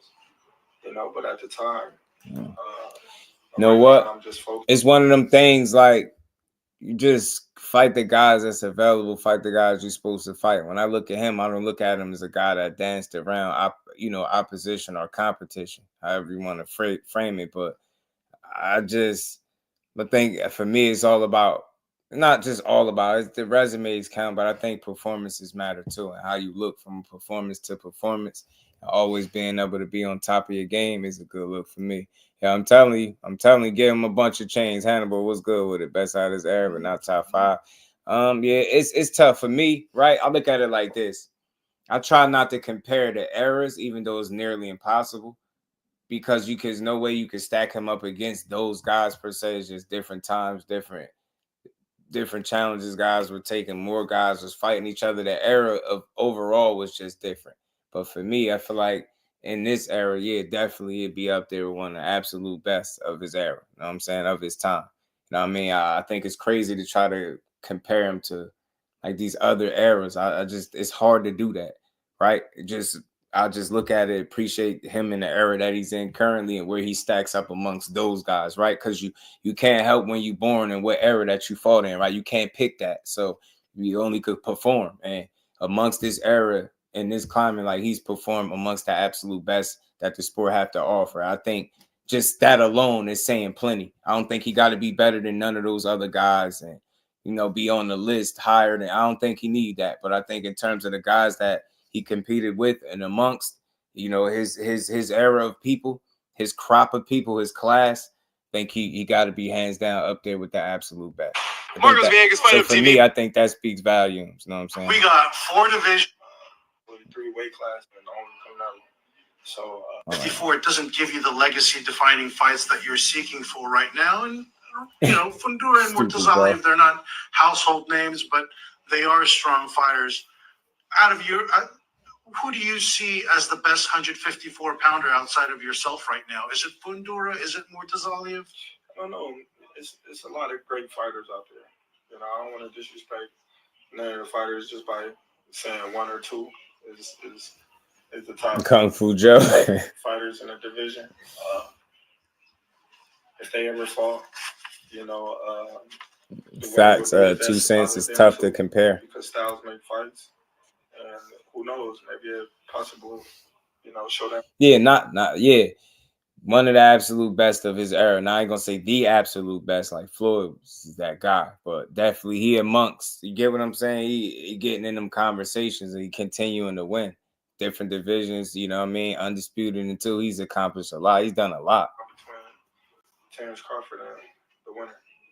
Absolutely. And Turki Al-Sheikh has mentioned Vergil Ortiz as a long desired opponent for you. 154 pounds is really hot right now. But do you see yourself just going back down to that weight after he coming back? Hannibal, he said it. We got to ask that. How much do you weigh now? I weigh 140.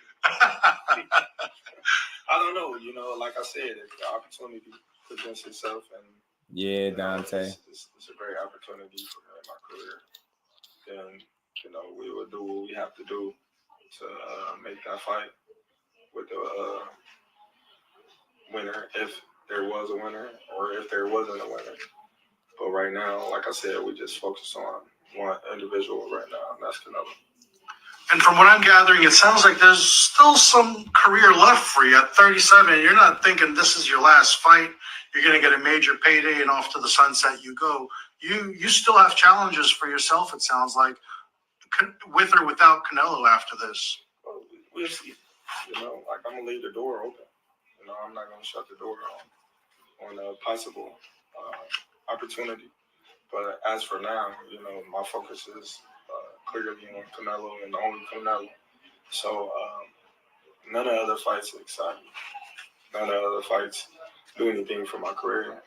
If I beat, you know, Fundora, Ortiz, Mortaza, Zayas, I'm supposed to beat those guys. You know, so that doesn't do anything for my career. Tim Layton, what it do, homie? Me fighting Canelo, I don't supposed to beat Canelo in a lot of people's eyes. I get what he's saying. I get what he's trying to say there. It's a career-defining fight. I think those fights, it's not that they don't do nothing for his career. They obviously don't. Those guys, the Fundoras, the Mortazalievs, and those guys, they don't do the same thing that a Canelo Alvarez win would do, right? Of course not, right? But for me, yeah, that's where I look at it. It's not that they don't do nothing. It just wouldn't be as impactful as a win over a Canelo Alvarez for obvious reasons, right? So, and to a degree, he would be expected to beat guys, right? You get what I'm saying? For the most part, you know what I mean? You have a lot of people expecting him to win because he's still out, undefeated. He proved a lot.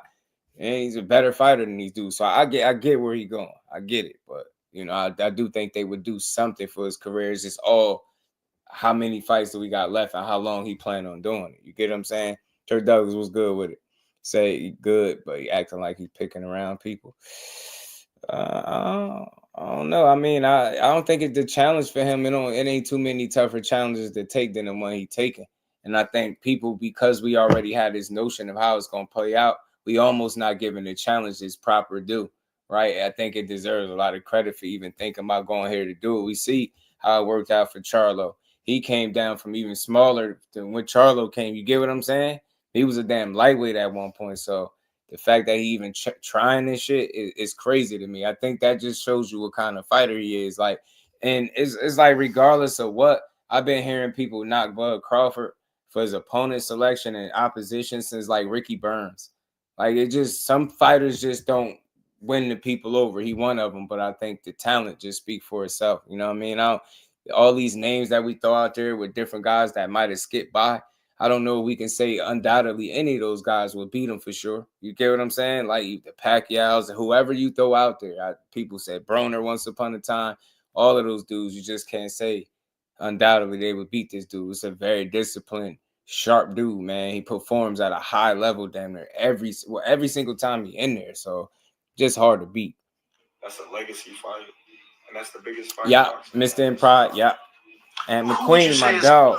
Looking at Canelo's career of what he's accomplished, what would you say is his best win on his resume at this point? Oh, have you been a fan of Canelo throughout the years? I've been a fan of Canelo. 704 Joe, my dog. What's good, Brody? All of his fights is great because without one, there wouldn't be the other. You know, each fight is defining, you know, to take you to the next level. Each champion is a challenge to take you to the next level. So, I'm not gonna dismiss no fighter that he ever fought because all of them has placed him in a position that he in right now. And that's the face of boxing. See, I like that. He's speaking like a fighter. He asked him which one of the wins of Canelo matter. He like, man, all of them. All of them. And I know it's like a broad statement, but he like all of them. The reason he gave, bro, all those fights are stepping stones to or, you know, notches to getting you to whatever that next level is. And, you know, he got a hell of a resume for out of all the active fighters in today's boxing. Canelo might have one of the deepest resumes. Like the dude fought Cotto and his brother. You get what I'm saying? Like, and beat both of them. Like, he been around for a minute, bro. He was a kid when he fought Cotto, bro. He like 19. Like, so this dude really been around. He been fighting the who's. He got the Mayweathers in there, the Triple G's, Danny Jacobs. He got some names on his resume. You know what I mean? He got a lot of people, but the way he, like, on his pre-celebration retirement tour is just like crazy to people. But look, and I don't know, could Bud be the pick going wrong? You get what I'm saying? Could it be the pick going wrong? I don't know. But that welterweight running his definitely slept on him just a bit. And we know these super cards. It's not always just who you beat. It's how you beat the guys that you fight. And he was kicking ass, man. So much so, soon as people seen a good fight, they started tripping. Bud, he looks slow. He don't got it no more. His legs gone. We do this shit every time. I keep saying this. People were 1,000,000% sold. I'm willing to bet. People were willing to bet substantial amounts of money that he was about to get beat by other guys in his career, and it didn't happen. So all I'm saying is he's at least earned it for me, not to count him out 100%. That's all I'm saying. I don't give a damn if it's 98 to 1%. That 1% being his chance at winning, he at least got some type of chance at winning. This guy here, he do. Nah, how much? I don't know, but he got some type of shot. You know what I mean? Big Nello fought my grandpa and nephew. I'm telling you, Big Nello fought them all, bro. Big Nello fought them all. They're stacked. I mean, I'm sure there's no co-main event yet, but can we say Shakur is the co-main event on your night? Can we see him against Tank? Can we see Keyshawn Davis on the same card? What's the undercard going to look like? I don't know. It's going to be crazy. It should be crazy. You know, Crawford and Canelo. I'm pretty sure. Shakur and Tank? That would be dope. That would be dope, but you know, I think that's the day the sports world stops, right? Yeah. If we get a super card of that caliber. If Tank was not so cocky to be on a Terence Crawford undercard, that would be dope. But I don't see Tank taking a backseat to no fighter because he'll think it's the Tank show. So I don't know, but it should be a good undercard. I mean, to a degree, he has earned it and positions himself a certain way where he doesn't have to be anything less than the top villain. And it being his show, I mean, he's kind of demanded and commanded that for some years now. So it just is what it is. I'm not against not seeing no great cards and matchups being put on the same card. But like I said, respectfully, I think it would be a bit of a disservice to the sport to try to cram pack both of those fights on the same card, right? I think they both, like I said earlier, deserve to be main event fights. I see no reason to put them both on the same card. You know, that should sound cool, but I don't think you need to do that. And like Shakur was saying, he feel like their numbers would be crazy. He said, watch. So he sound very optimistic and hopeful that he still is able to make that fight. I just hope he's able to secure the fight for him too. You know what I mean? But you know, I don't know. You know what I mean? I don't see him wanting to do that either. And I don't see why he should want to do it. Like, I don't see the reason. You know what I mean? No, he shouldn't have to, but I just think he just throwing it out there as a possibility, man. I don't think it was nothing too crazy. It made him flip a coin. Yeah. Day was good with it, fam. Terence Shakur is a huge fight by itself. It absolutely is, and it just deserves its own billing, its own promotion separately from anything else. Respect to the you know, numbers and the magnitude of Bud and what Canelo was going to do together, right? But those fights just need to be on their own. You know what I'm saying? I think those fights are events in and of itself, really big for boxing fights that, you know, especially with the lightweight fight, that need to happen. This one is a hell of a test for older Crawford. So let's see what he's able to do. But I don't see no sense in packing the fights together. Like, for what? You get me? What's the reason for it? Like, behind doing it? You get what I'm saying? I don't see it. Yeah, they need their own show, bro. You get me? Shout out to my dog, Omega Red, man. Salute Jusdueboxing, one of the realest, last real boxing talk standing. That's real, man. I appreciate the love as always, homie. Supporting. And we ain't never got to box again. Well, Right. well. I already been getting these back, but now it's time for you to get your Just. So always come out because his fool asked them questions. Oh, it's totally taken out of context. Oh, yeah. I mean, maybe he just threw it out there like it ain't something. And he even talked about it. Like, he feel like he ain't taking no back seat. He feel like he's going to be the Tank show. He's saying, he's speaking the real. He like, yo, it just would be dope, which it would. Like, think about what he's saying. He ain't saying, yeah, he got to do it and he should. But he like, I don't think he going to want to take no back seat to nobody else. He going to want to be the Tank show, as he should. Because he's a headliner. He's the event. He shouldn't want anything less. So what he's saying is exactly right. Would it be dope to see two fights of that magnitude on the same card? I think, yeah. I don't think it's hard to complain about that. But do we need to see them on the same card? No, not at all. They need to be separate, in my personal opinion. So, yeah, it would be dope. But like he said, Tank ain't taking no back seat to no, you know what I mean? No undercard, bro. I'm the show. I got to fight for Turkey and not be the top villain. You got me effed up. That's what Tank's saying. Yeah, right. And he ain't sent me them 3 Ferraris. You tripping. Now Tank like, nah, y'all got me all wrong. Y'all what? Undercard. Shout out to the homie J Hardcore. You turn Tank into undercard shorty? Nah, no way, Jose. Hell nah, bro. You get me, bro? He ain't doing it. Hell nah, and I get it. I ain't saying that he should at all, but you know, Tank also say he wouldn't mind co-main. He did say that though. That's a good one. Shout out to Ant McQueen. He did say that he did. But I guess if that's on that side though, Ant McQueen, right? Benavidez being his side of things, right? But he did say that. He did say that. He did say that, man. So that I think maybe it's a possibility, but not under the circumstances that it's a turkey's car. I just don't. Anything he spoke about him, it just don't seem like he open to dealing with him. Maybe, and maybe the people that he rock with is on that same type of time. So I don't know. You know what I'm saying? But yeah, it needs to be his own car, and it need to be out here. But you know, whatever. Tired ass Cowboy fan. What it do? Tank say, "Cool man." Yeah, he did. He definitely did.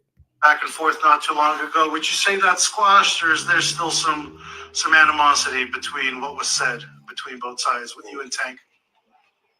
Man, I ain't nothing to say about it. I already said what I had to say about it. And you think Shakur handles his business in the ring? How does Shakur beat Tank? Just being Shakur. I don't think, those guys can match what Shakur brings to the table. Shakur and Keyshawn is the two best in the division right now. And it's the month of March right now. This fight's going to be in September. We're talking another 4 or 5 months of preparation. What's life going to look like for you from here until hopefully this fight against Canelo is announced and you go into preparation? Take us through what the next few months are looking like for you. Just training. That's it. Just training. Just focus on one fighter. Just training. Getting my body right, getting used to the weight, getting used to, size, getting stronger. Just training. Final prediction. How does the fight with Canelo end? A victory in Terence Crawford favor. Come on, man. I'm the best. We got full. So that was Crawford, and that was his take. But I don't know. I think those fights are big. I don't know which fight would be bigger. Hopefully, when it's all said and done, as I always say, as fight fans, we get both. Because I see no reason. I mean, this fight look like it's going to go ahead and do what it do.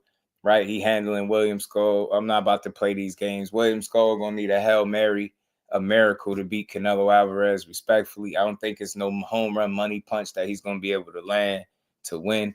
I don't think he can dominate on the scorecards well enough, convincingly enough to beat or dethrone Canelo at all. Anything is possible, but I don't see that shit happening. Canelo going to go out there and do what he do to Skull. If he knocks him out, who gives a damn? He ain't been knocking people out like that as of late anyway. Possibly you don't stop this dude. Maybe just beat up on him, take the belt back from him, and go and challenge and face Terence Crawford. And that fight be what it is, but it's a good ass fight, man. Like I said, Shakur seems to think that him and Tank the biggest fight in boxing. Could be right. I don't know. Could be one of them though. Could be one of them because I think for both guys, the dance partner don't get too much better for where they're at currently campaigning at. You just being real. Like maybe you could interchange a name or so, if that. But at the end of the day, I just don't think it gets better than that. So when you got a fight like that, and you obviously see the better the dance partner that Tank has, the more that he's fighting a guy with a fan base that feel like that the guy can win. I think the better it'll do overall, right? Regardless of what people thought about Ryan, it was a hell of a lot of people that thought he could knock Tank out. And it's not that he can't, right? With that power, yeah, could he knock him out? Yeah, but would he? Hell no. And then we see how that played out. But there was a lot of people that thought that Ryan had a real shot. That fight did numbers, and I think it'd be the same for Shakur. I think in a different way. I think people would truly believe it and not just being like super fans, right? I think they'll really legit, genuinely believe that he has a chance to win. I think he'll be able to take fans with him, right? It'll be interesting to see. So it's a good dynamic there, man, where guys' fan base is coming together, because I think they share some of the same fans, not all, but I think some, and it would be good. It'll be good to see it. Andrew Gray, what it do, how you feeling? Breon Reynolds said, quarantine biggest fight in law history since Mayweather and Pac-Man. It could be, bro. It could be, especially if they do it at a time where it seemed like it make the most sense, before either guy loses or anything like that. Absolutely, before anybody moves out of division and anything gets in the way. I just want to see it, because I would love to see how people would support it and get behind it. You know what I mean? I think it'll speak volumes about boxing as a whole, too. LeVar, what it do, homie? How you feeling?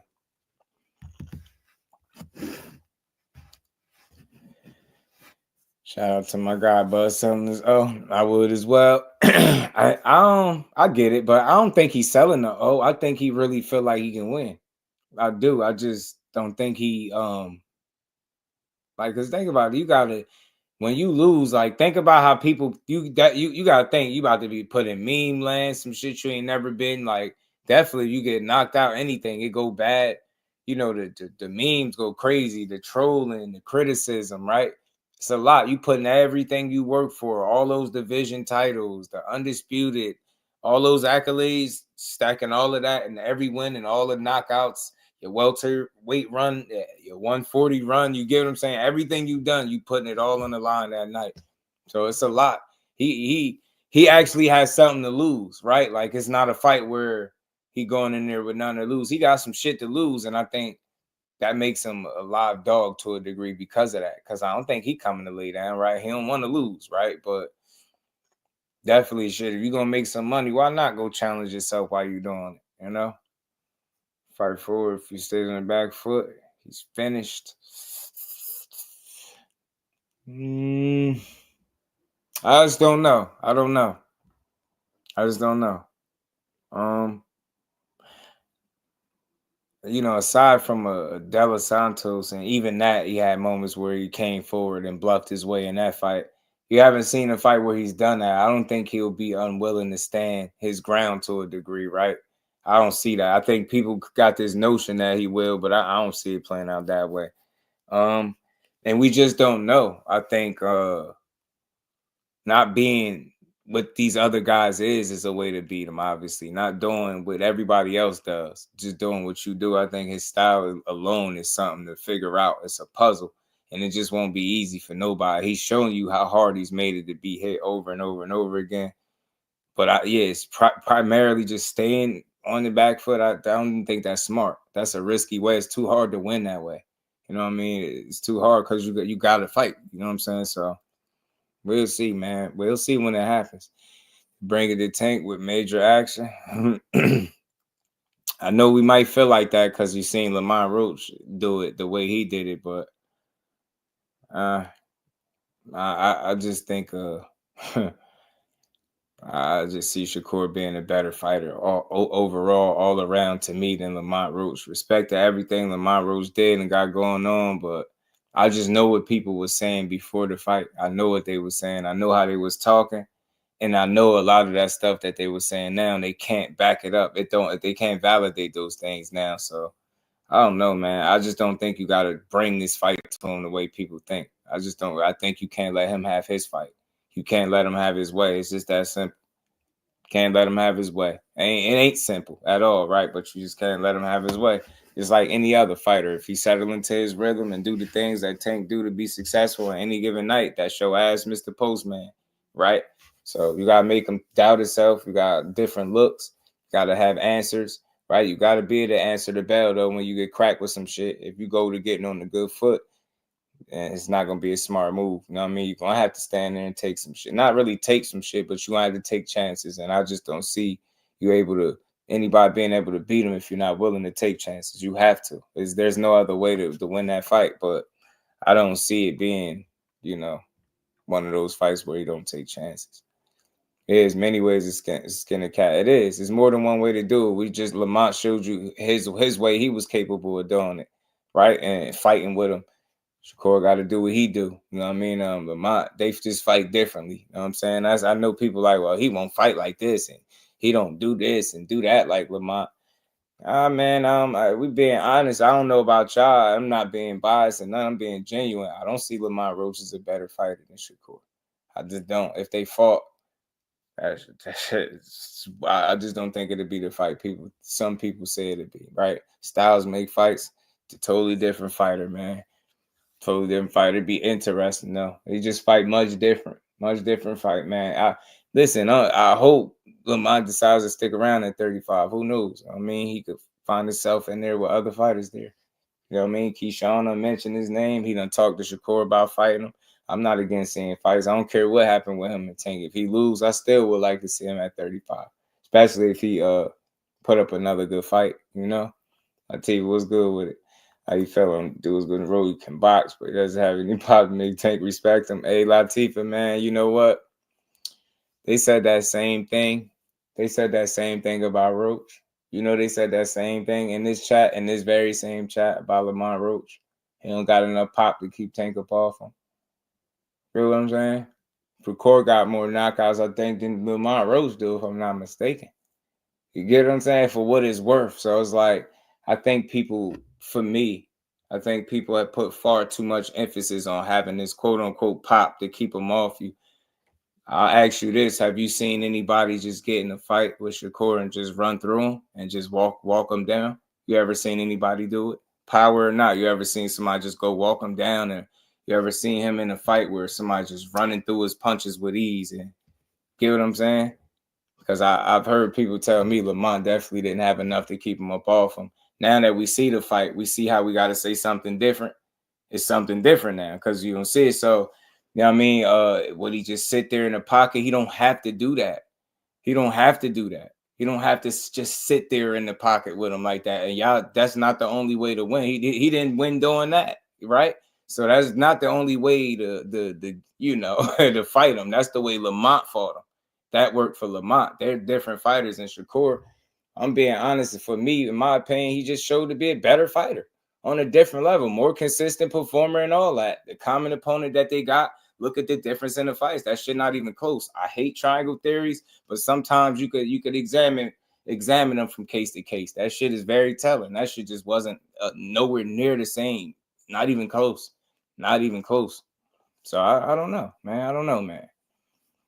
I don't know. I don't think you need to sit in there, though. Know what I'm saying? Because, look, think about this. Could you see, before the fight, Next Gen, could you see Lamont standing in the pocket doing what he did? Remember, the consent, he surprised a lot of people with his performance. So did he, you get what I'm trying to say? Did you feel like he going to stand in there and fight him that way? Because I didn't. I didn't see him standing in the pocket like that, firing back. We didn't see it happening, but it happened. So I just think this whole notion of not having this pop to keep him off him. Have you seen? That's what I keep asking people. What are we basing this off of? Like, were we basing it off of what we think or what we've been shown? Because you haven't seen anybody through 23 fights just go in there and run through them. Like, you've seen a guy, I know what you have seen. You've seen a guy say he pillow fisted and can't punch and then got in a fight and didn't take chances. You've seen that. And this dude was a big power puncher. Both hands could punch with both hands. You've seen that shit, right? So you'll hear somebody say what he got, pillow fist, but you won't see them fight him as if he is a guy that can punch. You've never seen that in any fight. I don't think it'd be any different with Tank. I don't think he'll just be Superman and rah and just walk him down. No, I don't see that shit. I don't see that at all. Like Shakur giving something back. I don't think you just want to walk into his punches. I'm telling y'all, I keep saying this. I hate this conversation. The only people that say this shit are fans. The fighters that say it, when they get in the ring, they don't fight and prove it. They'll say, like we watched Santos say this, but he didn't get in the fight and prove he ain't had no power. He didn't fight him like a dude that didn't have no power. When they asked Santos, why didn't he take more chances or why didn't he go get him? He said he didn't want to get caught with nothing. Do that sound like somebody that's worried about power? Exactly like that. We got to stop doing that. I don't know what guy that thinks it feels good to get punched in the face with an 8-ounce glove. I don't know. So I don't know. I think we put too much emphasis on the pop, not having pop to keep them off.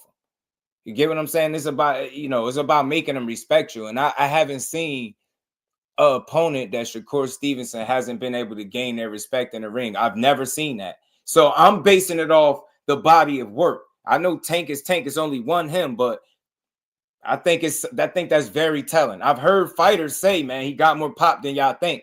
You gonna respect him. You gonna respect his punching power. You can't just run in there on him. I've heard people say this, but the only people that keep trying to convince me that he can't punch at all are content creators, mostly the ones that don't like him, and fans that have never been punched by him that don't box. So I think I just do simple math. When I hear that the fighters are not the ones saying it's not like coaches, trainers, and I wouldn't even say the coaches and trainers, but the guys that's getting in the ring, they're not saying this. I hear respectable pop. No, he's not no puncher, but he ain't got to be. All you got to do is make people respect you, and he's able to do that with his IQ and intellect. Look how he made Delos Santos a power puncher, and he was sick and injured, and he still made him respect him. That's how smart he was on the night. He outsmarted this dude when he was less than 100%, and he had all that damn power. Sat there, didn't do nothing, and thought he was supposed to stand there and make it easy for him. And when he didn't do it, he started pointing to the ground, getting frustrated and not taking chances. So much so that they had to ask him, why weren't you taking chances? And then he had the audacity, after saying a guy is pillow-fisted, that I didn't want to get caught with something. This is what I'm saying. That shit sound good. That's just something to say because you selling a fight. Maybe you talking shit. Maybe you know that he's not the biggest puncher, so maybe you think you got a leg to stand on by saying, yeah, he can't punch. Show me. Prove it to me. If he can't, it shouldn't be nothing to just walk him down and beat him up. You should be able to do that. You should go balls to the wall, 100 miles an hour. It should be nothing to get in there and destroy him. So that's all I'm saying. You're not seeing guys that fight him approach that fight that way. It's fans that don't fight. They like, nah, he just don't have enough. I heard people say, and plenty of them, there's like Lamont ultimately don't got enough to keep Tank off him either. Nobody envisioned Lamont Roach standing in the pocket and fighting. Who did? I heard many people breaking the fight down, but I ain't hear not one soul tell me he had enough power to keep him off him. I didn't hear it. I heard Tank saying he got sneaky power, but the fans kept saying he ain't got enough to keep him off him. And he walk him down, how he gonna keep him off him? That's what they said. Well, we found out how you keep him off him. So all that, thinking that guys like to get punched in their face, y'all gotta stop thinking that. I'm telling you, that shit is a myth. Show me the fighters that guys are just walking through. Show me them. Show me the fighters where guys just ain't going there and go balls to the wall. Don't worry about nothing coming back at him. Show me when a guy fight like that. Any of these dudes. Name me a fighter that fights like that at lightweight. You get what I'm saying? He's standing in the pocket because he had to fight that way. He not a fleet-footed guy. Lamont Roach ain't known to get on the good foot, box circles around you. So he came up with a game plan. He formulated a game plan that worked on that night. But everybody don't gotta fight him that way to beat him. Like what we saying? Like we think it's only one way to fight him because Lamont Roach did it. Like realistically, before this fight, who in here had Lamont Roach as a better fighter than Shakur Stevenson? I think nobody. Based off what you seen, no favoritism, no bias, no funny shit, just what you seen. You think that guy's better than him? I ain't never heard nobody tell me that in boxing. Never heard it. You get what I'm saying? So at the end of the day, anything can happen. Do I think he'll stand in there and fight like Lamont? No, because he don't fight like that. He don't fight like that. No. And I think he better. I think he's smarter. I don't think he got to stand in there and be in the pocket for an extended period of time. I think he's good enough to get his and get out. I don't think he got to stand right in front of you. I think he can make the fight harder than what Lamont made it. That's what I think with his style. So it's just, we have to see these fights. Nobody broke it down. It was like, watch, Lamont is going to stand in the pocket and nah, man, people had him getting stepped on. You know what I'm saying? So it's no knock on Tank. It's just we got to stop saying that we know how fights are going to play out before they do. We got to stop this notion that guys can't keep people up off them. Those are rare instances. But the guys at lightweight, ain't nobody walking through each other's punches. None of them. None of them top tier guys, because at that level, it's not just about punching power. It's technique and a bunch of other shit. Speed, timing. It's not just power that hurts you. It's timing. You hearing fighters break it down to you, telling you he's one of the most accurate punchers in boxing. His punch placement is really good. His timing is really good. His jab is really good. And I'm talking about Shakur. You hear people say this. So as a result, when he fights, you don't see people just bum rushing him and running in there. You get what I'm saying? You see people being cautious and aware of who they dealing with. Oscar Valdez was considered a puncher. Look how he had to fight. Did he fight him like a guy that didn't have no power? Hell no. Hell no. He had to be smart. Nakatila had to be smart. De Los Santos had to be smart. And whoever else you think he fought that had a bit of pop, those dudes had to be smart. None of them dudes walked up in there and said, yo, I'm just run him down and punch through him. You ain't never seen that shit. So we got to stop just that. I think it's a narrative that he can't keep somebody off him. I think he can make you respect him, and that's enough. That's always enough. That's all you need. That's all you need. If I can earn your respect, I can beat you. You get what I'm saying? But if you just don't respect the guy at all, that guy with no respect can make it extremely tough for you. You get what I'm saying? But until I see it, I can't say that that's the way it's going to look. I haven't seen that. I think he is at a level where it's more than punching power for him, right? Did Padley respect him? You get what I'm saying? Or did he just go balls to the wall? Yeah, he tried, but he ain't had but one shot to go ahead and try. But he ain't just walk through. Like, dudes are not getting in there like, yeah, I'm gonna just walk through.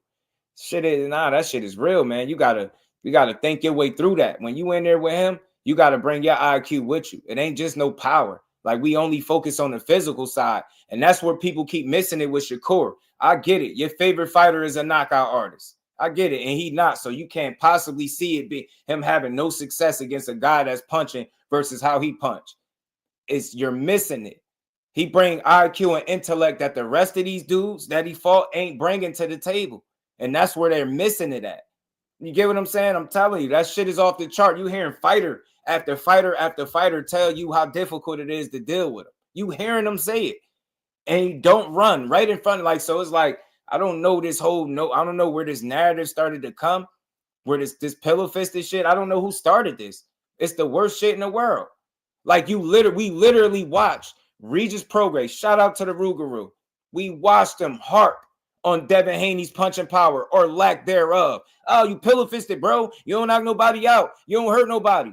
They get in the fight, and he proceeds to tattoo Regis Prograis, drop him, shook him up a couple of times, and had his corner threatening to stop the fight, y'all. It had him threatening to stop the fight. We got to stop with this imaginary, he's pillow-fisted. Yo, there is a small number of guys that really can be walked through in the ring where punching power is not an issue at all.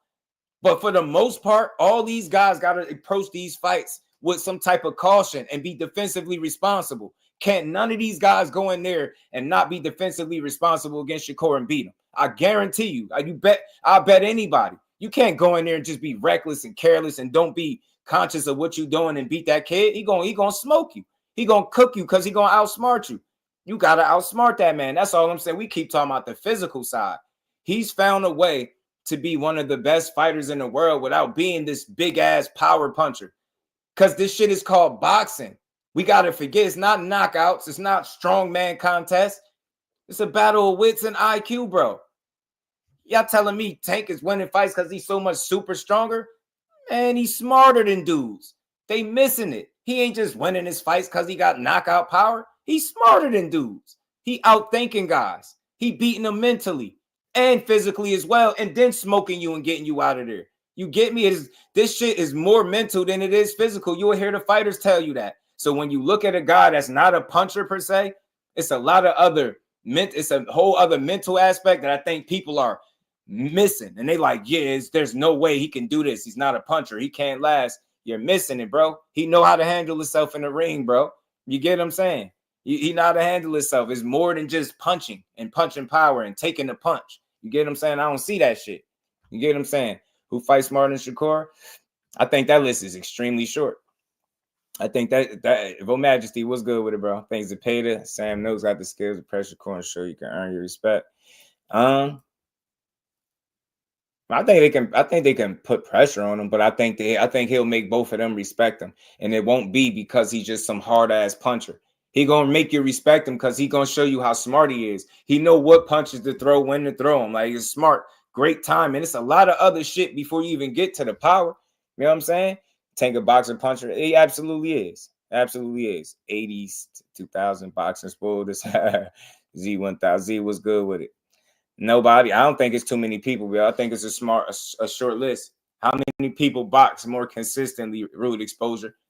Not we don't got to keep harping on the shit that you feel like he don't do. We keep talking about power and punching power. So let's talk about this shit that he do from round to round. How many fighters got a better plus minus? Because we seen the stats. How many fighters from round to round got a better plus minus? How many fighters from round to round is outthinking the guys more consistently? I don't see too many. So instead of keep focusing on what a guy don't do, let's talk about the shit he do that make him who he is. Because not a lot of guys can approach a fight from round to round like he do and be that successful at that level and make it look like that. You get what I'm saying? Let's just be honest about it. You get what I'm saying? So shit is, that's what we do in boxing. We'll harp on the things we feel like a guy is not, and we'll forget to mention all the things that he actually is that make him a worthy opponent for anybody he get in the ring with. We be stuck on, I can't believe like it at this level. Y'all don't know the result of March 1st had a lot to do, way more to do with punching power. If boxing and just winning fights was all about getting people respect and keeping people off you, what was March 1st? That's an example. That's IQ. Because without it, somebody undoubtedly would have got their asses knocked out. If Lamont Roach held with punching power, if he didn't have the IQ to execute a game plan, he don't make it to see 12 rounds at all. He probably don't even make it to get a rematch. You get what I'm saying? That's IQ. We keep saying power strong. He's too strong. Man, miss me with that. This is not a strongman contest. I've seen this shit more times than not. The guy that is able to outsmart the other opponent is the guy that typically is going to get his hand raised. And that is how certain guys win fights. Certain guys apply pressure mentally as well as physically. They wear you down and they knock you out.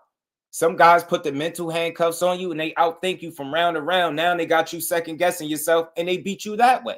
And if the knockout presents itself, then they'll take it. But I like both methods because I respect both of them. It's hard to do. Hard to do. It's more than one way to skin a cat.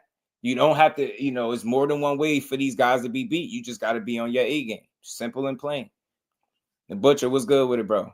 Definitely helped him out. Absolutely, B-Dog. I agree. 1,000,000%. Which is why I think he fought the kind of fight he did, B-Dog, because he was familiar. If he wasn't, I don't think he would have stood in the pocket as much as he did. I think he kind of understood how to approach it, and it showed. And it's the same for Tank. They had a real, you know what I mean? That was the battle of wits right there. That fight clearly, and look, and we doing all this shit about power. Tell me in here, y'all, how many knockouts do Lamont Roach got? How many knockouts do he got? Shakur never been knocked down. Herring knocked down Lamont Roach, didn't he? He knocked Lamont Roach down. So you at least seen Herring get knocked down. So I know people like to, we seen him be knocked down. I don't think he's chinny or nothing, but we seen him be knocked down, right? So before that fight, think about what people were saying. You get what I'm saying? It took way more than just power for them to fight each other, right? He had to have IQ. He had to be smart, didn't he? Shit was totally different than what people thought.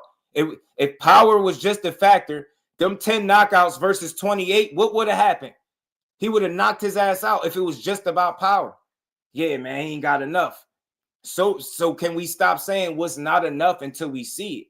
If I see the fight playing out and it look like he don't got enough, I'm gonna say it.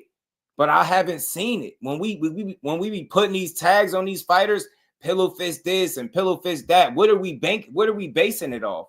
Are we basing it off the action in the ring or just narratives? You get what I'm saying? So 10 knockouts versus what, 28? You get me? Versus 28, that means you getting smoked. Right? No. You got to bring that IQ with you. And Lamont Roach had it with him. He brought his IQ with him that fight. Like he do any other fight, Thing about Lamont, yeah, he was totally using his IQ and wasn't headhunting or even concerned with knocking Tank out. He was executing. He was thinking clearly. Shay, he was being smart. Blade, what it do, homie? That's also, it's just that those fights are won at that level. It's more than knockout power. And I be so disappointed when I hear people keep reducing matchups to just power or who has power, and we saying based off that's who's gonna win. I ain't never hear nobody give me a more in-depth breakdown with that particular fight than the fact that one guy moves too much and he gonna run and the other guy gonna walk him down. He got so much power he gonna eventually catch him and knock him out. That's how people think the fight gonna go. They got that in their head. That's crazy to me. I just haven't seen. You can't win that way. You know what I'm saying? I don't think he'll go in there and do it. If he do, then it'll be called out. But we got to let these fights happen. We don't know how they'll play out. We don't know what these dudes going to do. And like I said, Lamont Roach is living proof of why you don't count a guy out, and we don't know how these fights gonna play out. We don't know how a dude gonna approach a fight. Everybody ain't scared to get hit. You get what I'm saying? Or this notion that people are scared to get hit is a myth as well. Pressure is different than power. That's understood for sure. The game ain't easy to learn and put it in effect. No. It's a lot. It's plenty of layers, man. Think don't want to rematch him. I hope he fights Keyshawn. Another battle of the brains. Yeah, that'd be a really good, entertaining scrap to see them two go at it. And speaking of that, we're gonna transition into the next topic. Speaking of Keyshawn, so like I said, real quick, y'all, Canelo and Bud is on the way. We're gonna get to see or maybe get some type of idea how big that fight will be. You know what I mean? And hopefully in due time we get the same thing with Tank and Core. But I think they both deserve their own main event. They're big enough for that, respectfully, and I think people are tuning into both. So let's keep rolling, man. I was doing some reading earlier, man. I seen that SAMPSON revealed that they doing some negotiating with Keyshawn Davis for this fight with Delos Santos. I'm hearing that it's only been one phone call. I see somebody post that, a report that it's only been one phone call between the teams. So I will put that out there. But I did read an article, and it was stating that there is some negotiating going on between them two, and they're looking to try to make that fight. If that is in fact the next fight that they making, look, I'm all for it. I think Delos Santos got some questions to answer after seeing him the last time we did. He ain't look so hot, right? He done had the inactivity, the blood clots in his legs, so his health been tested. You know what I mean? Been quiet, been out of sight, out of mind, gaining weight and all that type of stuff. So look, if he's able to put together a fight with Keyshawn Davis that comes to fruition, I like it. But I'm gonna tell you right now, if he win, they're gonna discredit the win. They're gonna say he's inactive. He was dealing with blood clots. They're not gonna give him credit. He's just not a kid that get credit for his wins the way he's supposed to. So I can hear people complaining, but never mind them. It'll still be a good fight. He said they spoke before Delos Santos did. So maybe they do sit down and iron out a fight. Look, I'm all for it. Next man up. It could have went a lot worse with him against Shakur, right? It could have been a lot worse. I mean, he could have got a healthy version of him, and that would have been what it was going to be. But it was what it was. We ain't seen him since then. You still kind of want to see the dude in the ring. So we got to see. Say Shakur wants to be his manager and said it would make sense if Keyshawn fight is next. He said he want to manage him. I mean, he did put out something like that. Something talked about signing him or something like that. I see he got a lot of respect for Edwin. Edwin earned his respect. I see. I mean, Big Supreme, what it do, homie? How you feeling, bro? Keyshawn goes far. Edwin should get a tune-up. Yeah, it makes sense. It makes sense for him to get a shake-back fight. I mean, he just been inactive, right? And you just don't want to come back and just risk it like that. But, I mean, look, if that's the direction they're going to go, then I'm all for it. Edwin signed to SAMPSON. Yeah, so that's hold on, real quick. Let me pull this back up real quick.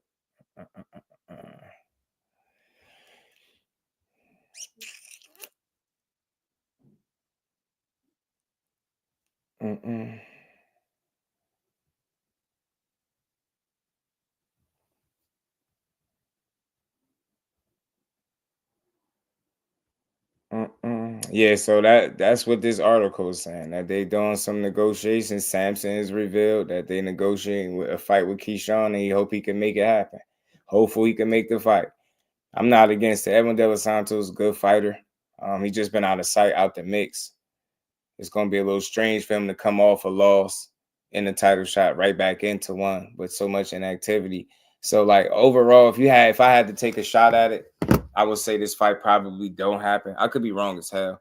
I could say maybe not, because when it's all said and done, is this the best decision for him? Yes, it's an opportunity, but under the circumstances, are y'all giving him the best chance to win this fight, this particular fight? Like, coming back off inactivity, is that the guy that you throw him in there with, Keyshawn Davis, because it's a title shot? You know what I'm saying? Or do you take a more realistic approach and give him a fight where he can shake back and make sure everything is still on the up and up? So that's why, like, I feel like they're going to discuss it. We're going to hear about it. I wouldn't be surprised if we don't see it. Like I said, I could be wrong, but Edwin definitely needs some type of shake back fight first, it would seem, with that type of inactivity with the situation he was just dealing with. So I don't know. He seemed like he wanted to fight though. He's posted about it on IG, so sound like he might want it, but I don't know. Stand there and trade with Edwin. I think it's a good idea. I don't think he'll do it the way he's saying he gonna do it though. You know what I mean? Standing there, because it's stupid. Do you ever seen him fight any of his fights like that? Yeah, he'll mix it up with you and he'll take his chances, but he don't fight that way. You know what I mean? I heard him saying that too. He was standing there and fight. Matter of fact, hold on. Did he hold on. I thought I had something from Keyshawn. Yeah, I did. If you go my honest opinion, I feel like me and Lamont Roach, stylistically, is the hottest fight in the weight division. Yeah. Lamont Roach stood right there with Javante, the hardest puncher in the division, right? Ooh. So put him up against me. I'm not going nowhere. Y'all really gonna box, man. We're gonna fight. I feel like stylistically, that's one of the best matchups in the division for sure. It's gonna be a lot of rolling in that fight. You know, I'm an argumentative motherfucker. It's gonna be high pace. When I have my belief is my belief. Leave me the fuck alone. I'm gonna go there. When it comes to Shakur and Tank, a lot of people have mentioned that fight. A lot of people say when I'm arguing with them, going back and forth, they're like, "Oh, Shakur is ducking." I'm like, I just don't believe that. Mm-hmm. I don't. Obviously, you're closer to that situation. Oh yeah, yep. You think Shakur is ducking? Ain't nobody scared of nobody. Ain't nobody scared of nobody. It's all about the bread at the end of the day. In the perfect world, if I can have it, how I want to have it. Thank God Lamont Roach made a name for 135 division because we needed somebody. But let's be real. So now we got a new person. Thank God. So now we got Lamont Roach. If I can have it my way, Shakur and Tank, y'all go ahead and fight. Y'all go ahead and do that. Let me fight Lamont. I like that. I like that, Keyshawn. I like y'all it. Still gonna have to rematch. Y'all still can rematch. Yeah. However it go between me, Lamont, and Shakur and Tank. Yeah. However it go, y'all still can rematch. If you go my honest opinion. Yeah, let them go ahead and do what they doing. But nah, they rematch gotta happen. But let that money be the deal breaker, man. I think a lot of these situations. I hate brother Keyshawn so much. You know, Keyshawn and them, they inherited some of the Bud Crawford hate, bro. Santos is still a little dangerous. Yeah, Styles a little dangerous. Absolutely he is. But I'm gonna tell y'all right now, I get it. He survived. He looked a certain way against Shakur. People like, yeah, Santos this and that. He just missing some things that ultimately ain't gonna get him over the top. I don't think he beats Keyshawn. I don't think he beats Shakur. Obviously, we see in that fight. I don't think he'll beat the healthier version of him either. I'm seeing him beating Tank. I think he's just missing some things. And what that is, I think he's still inexperienced. Oh, he's the kind of kid, he 23? All he needs is more experience, I think. And if he continue to grow, he'll be dangerous. But I see them holes in his game. I just don't think he beat them top tier guys because he's strong, right? He still don't box better than them guys. He's still not smarter than them dudes, right? He do some things well, but I see the holes. And I see how he slowed down in fights. I think Keyshawn will outlast him and start to probably separate in the second half of the fight, possibly with him, right? Just being a big puncher, that's one thing, but how good can you box from at the round with your pedigree, like, right? Your gas tank really where it need to be? Because that's how you lost the first fight that he lost. I think it was, or at least the William Foster fight, whichever one that was. You slowed down in that one. And I think he still got a bit of leaky gas tank, should I say so. But it's a good fight, man. Food look like people looked at Cambo's when he beat TL. Because Styles make fights. I think I could say that without somebody hating. Santos, yeah, he can box. He could. He's just not smarter than them dudes, Big Supreme. I think it's the experience, bro. Like, I don't think he's lacking, like, talent or nothing like that, but I just think he need more experience. Like, just keep working. He's young, but he got some fights, but he definitely missing some tools. I ain't picking him to beat none of the champions. To me, none of them. I ain't not for me. You know what I'm saying? I don't think he beat a Keyshawn. I don't think he beat Tank. Shakur already fought him. Loma, I don't know if Loma count, but you know what I mean? That's why I kind of want to see him in there with somebody else. And I doubt, like I said, Keyshawn, if we see him, I don't know.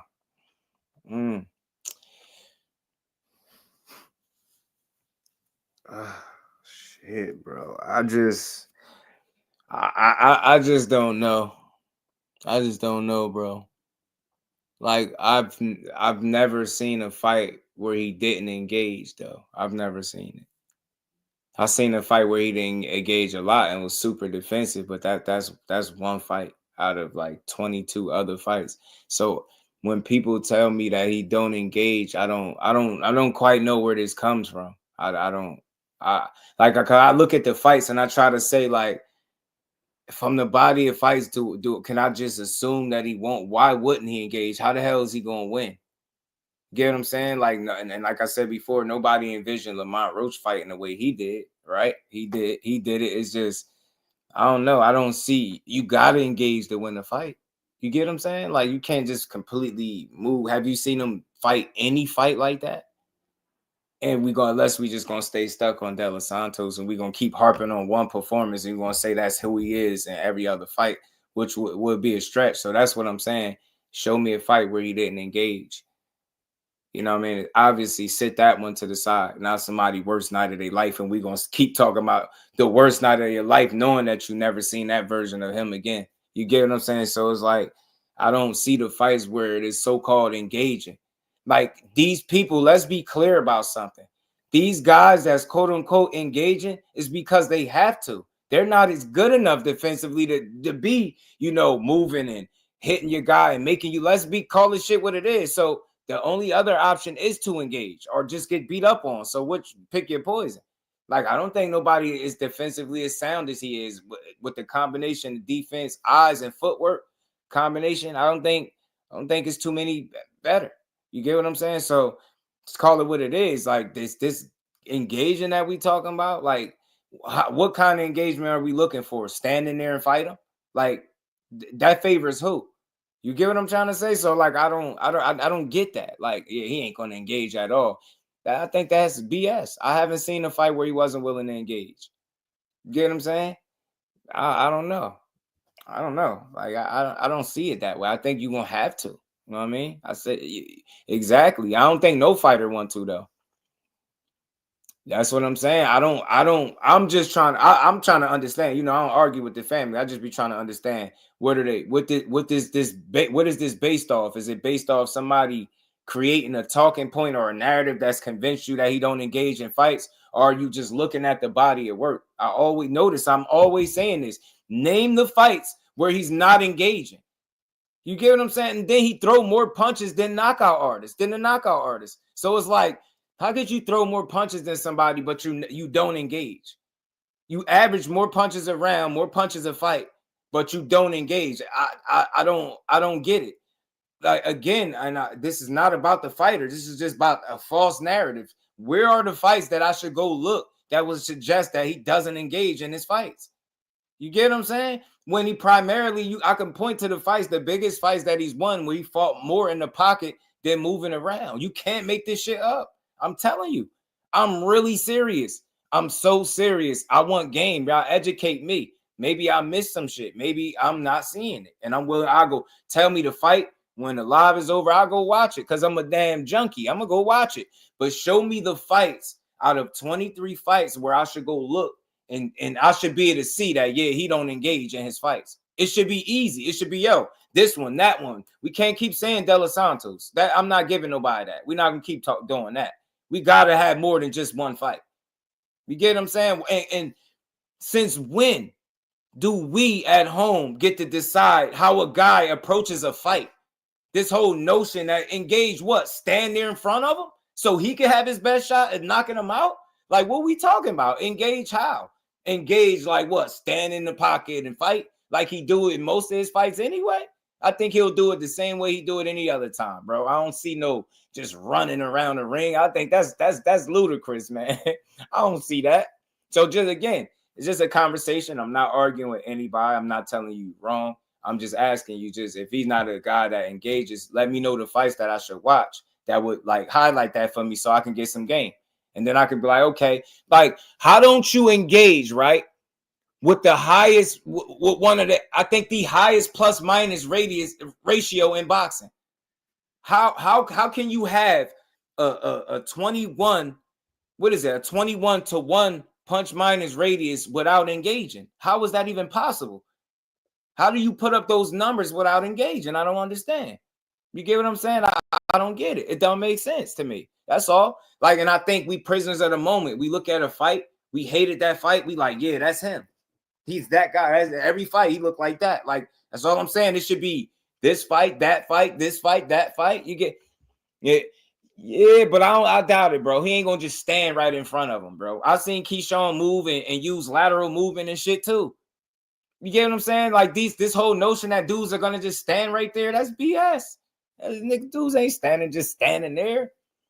He don't, Dante. He don't. But that's why you see, I prove this point every time. When we say this stuff, some of it is just, I think, talking points that, have been created by people that don't like them. And I think some people have helped them people push those narratives. I just don't see it.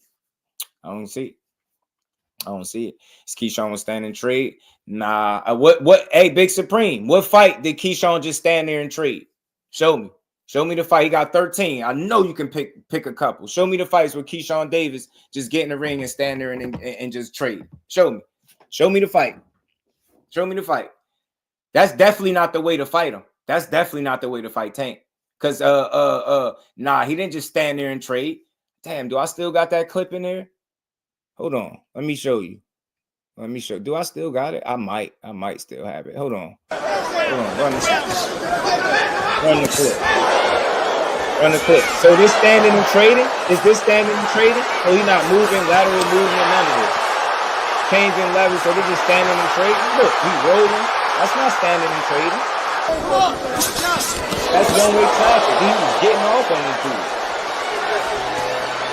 Look, he's taking a step back. Same shit y'all say that's running. Look, taking a step back. Look, that's not standing and trading.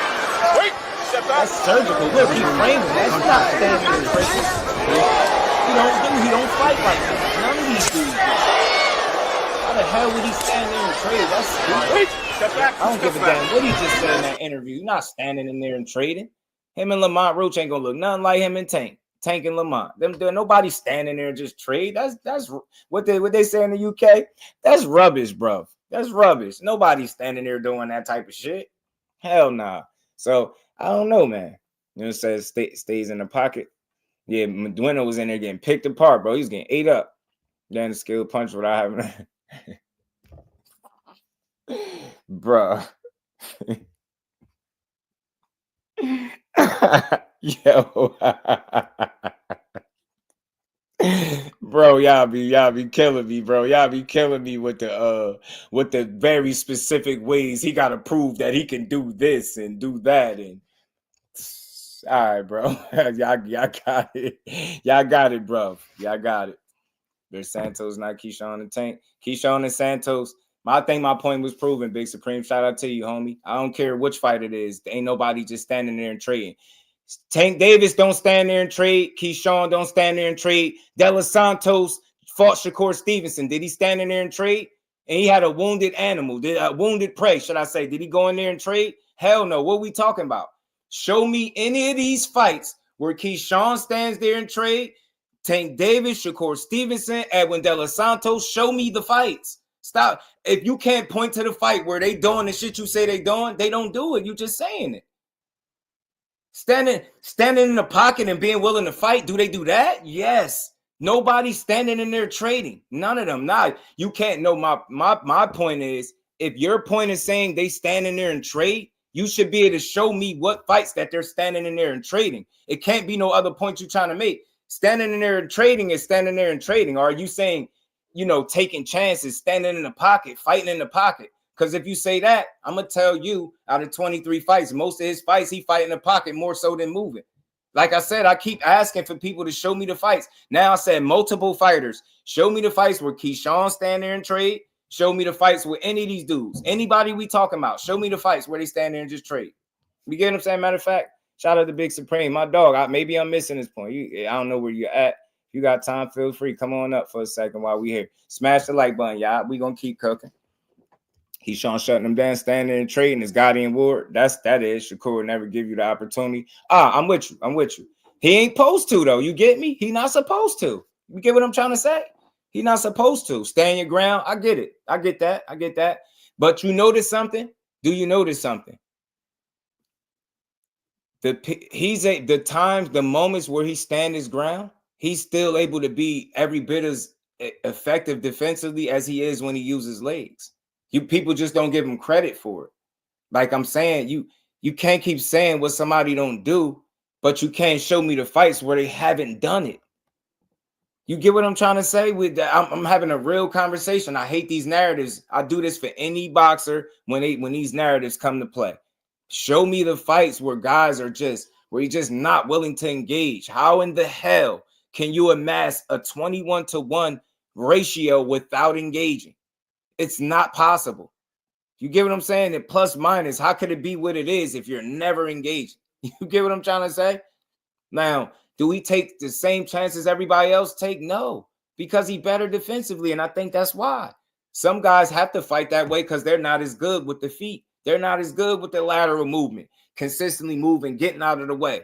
So they got to approach it a different way, right? So I appreciate both ways. I appreciate a guy that's going to stand in there and take the chances, but I'm not going to knock the guy that's eliminating the chances that he give you by not being available, right? So shout out to Big Supreme. I agree. He won't give you the opportunities. You're right. I agree with that. I get what you're saying there. But that's what I'm saying. Like, engage. I think he'll engage. He'll do it on his terms. You understand what I'm saying? That's how he control the tempo of the fight. He going to engage when he want. He either in, he out. When he want to make you miss, he going to make you miss. When he want to get off some shit, he going to get off some shit. So I agree. Shout out to my home. You're right. I just think it's a different way, different ways to fight guys. I don't believe it got to be one way, right? Do what's best for you. You know what I mean? He might not be as comfortable to stand in there and just stand there and, like, you know, the whole time, like Lamont Roach did for the most part, right? You know what I'm saying? He did a lot of, you know, in the rounds, he did a lot of fighting in the pocket and standing in there. So he did. I just feel like with Core being better defensively, he ain't got to stand there and give him those chances, those same opportunities, right? He could just, you know, play keep away. And I don't want to say like play keep away. He could just make it harder to be hit in those spots. Shout out to my guy. Yes, Big Supreme, my homie. What's good with it, bro? What's up, bro? Man, my neck hurt. What's good with it? Talk to me. Yeah, what I'm trying to say is, like, ultimately, I don't think that Shakur's gonna give you the same opportunities that Keyshawn would. That's what I'm saying. I'm not.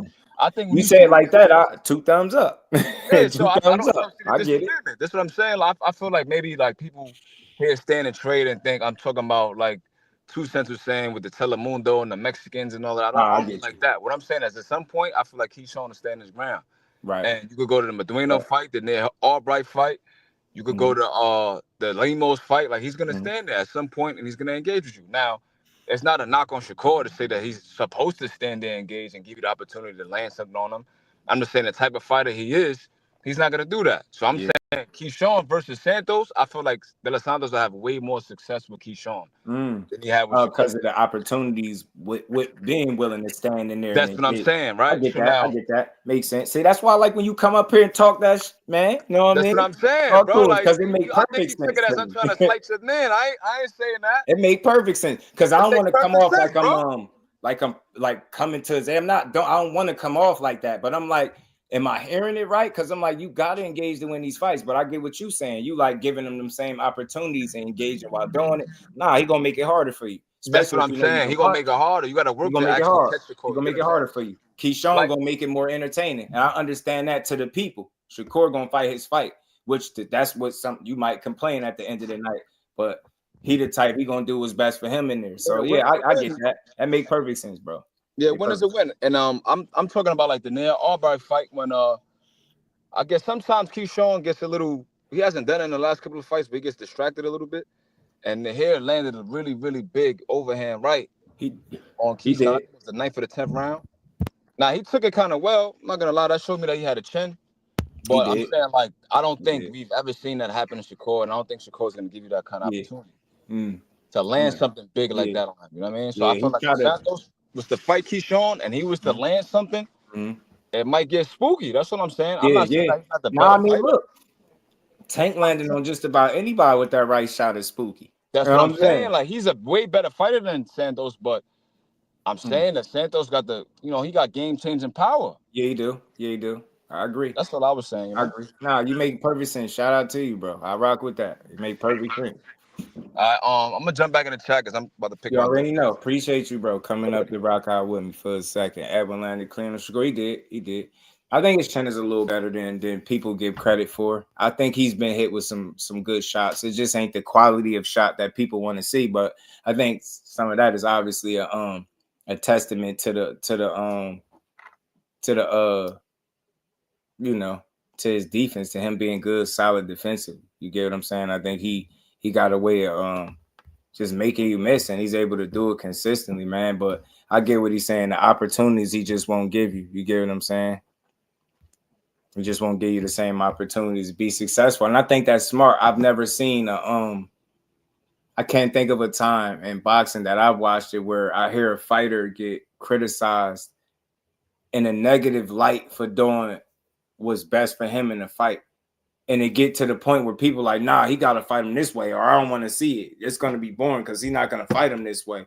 He's not going to stand in there and make it a fight. He's not going to take chances. And I'm like, how the hell he going to win then? It should be an easy win if he's going to get in there and just run, not take chances. He's definitely going to lose. You can't win no fight like that.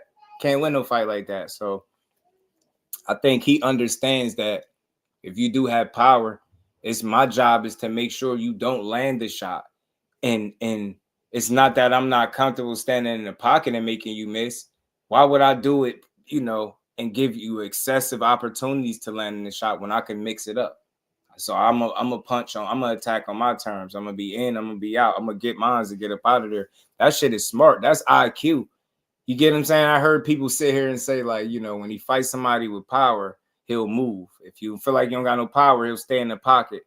Ain't that sound like a smarter fighter? If you obviously don't present the same level of danger, you're going to take even more chances than he would against somebody that has obviously fight-changing power. It would be smarter for him to, limit those opportunities for that guy to get off on him, right? And if he obviously gauge somebody's punching power and strength and it's not with something that he's concerned with, then yeah, he's going to give you more of the fight that you'll be asking for. I don't see how that's the problem when you're displaying IQ. That's why I question how many people really enjoy boxing and understand what they be watching, as opposed to just wanting it to look like what you want it to look like. You get what I'm saying? Keyshawn's going to smoke that cat. I think because the way it looked with Shakur, that fight was so like, they feel like he's just so good now. William Old School was good with it. My only thing is I haven't heard anything about Delos Santos.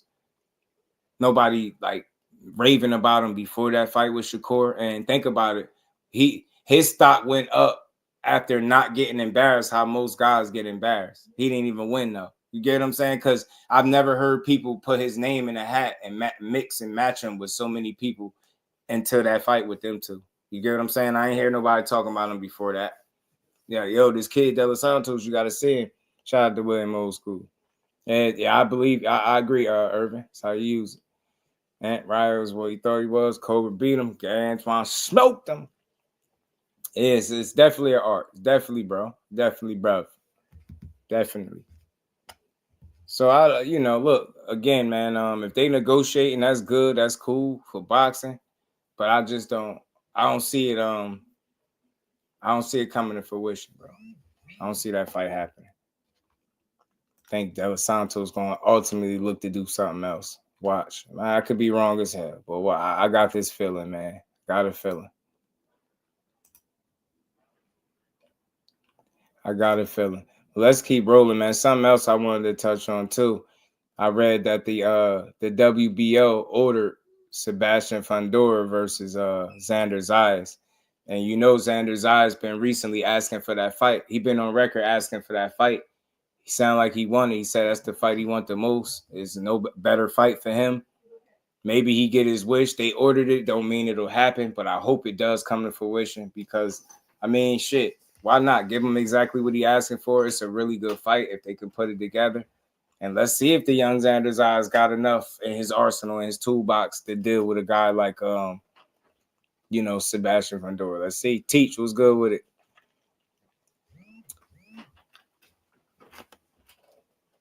Yeah, I agree. Yeah, I agree. Same exact point. Said the same thing. I noticed that Teach, his conditioning, he slowed down. And he was having his way. He couldn't even keep up with the pace that he set. So I think once that fight get like midway because he like to slow down, I think he'll start to separate from him. I favor the early rounds of Santos over Keyshawn. Early round. Hey, look, it's possible. It's possible. He can sneak in some early rounds. Could. He could. Edwin is nice, but Keyshawn's overall the better fighter. I think so too. Better pedigree, just think better opposition, obviously, than Shakur fight, but I think better overall opposition too, to a degree. Just better fighter. Just a better fighter, I think. But I like Santos, but I do want to see him after the Shakur fight. You know what I mean? We got to see Core again, so we need to see him, see what he gonna do, see how he gonna look after all that time off and stuff like that.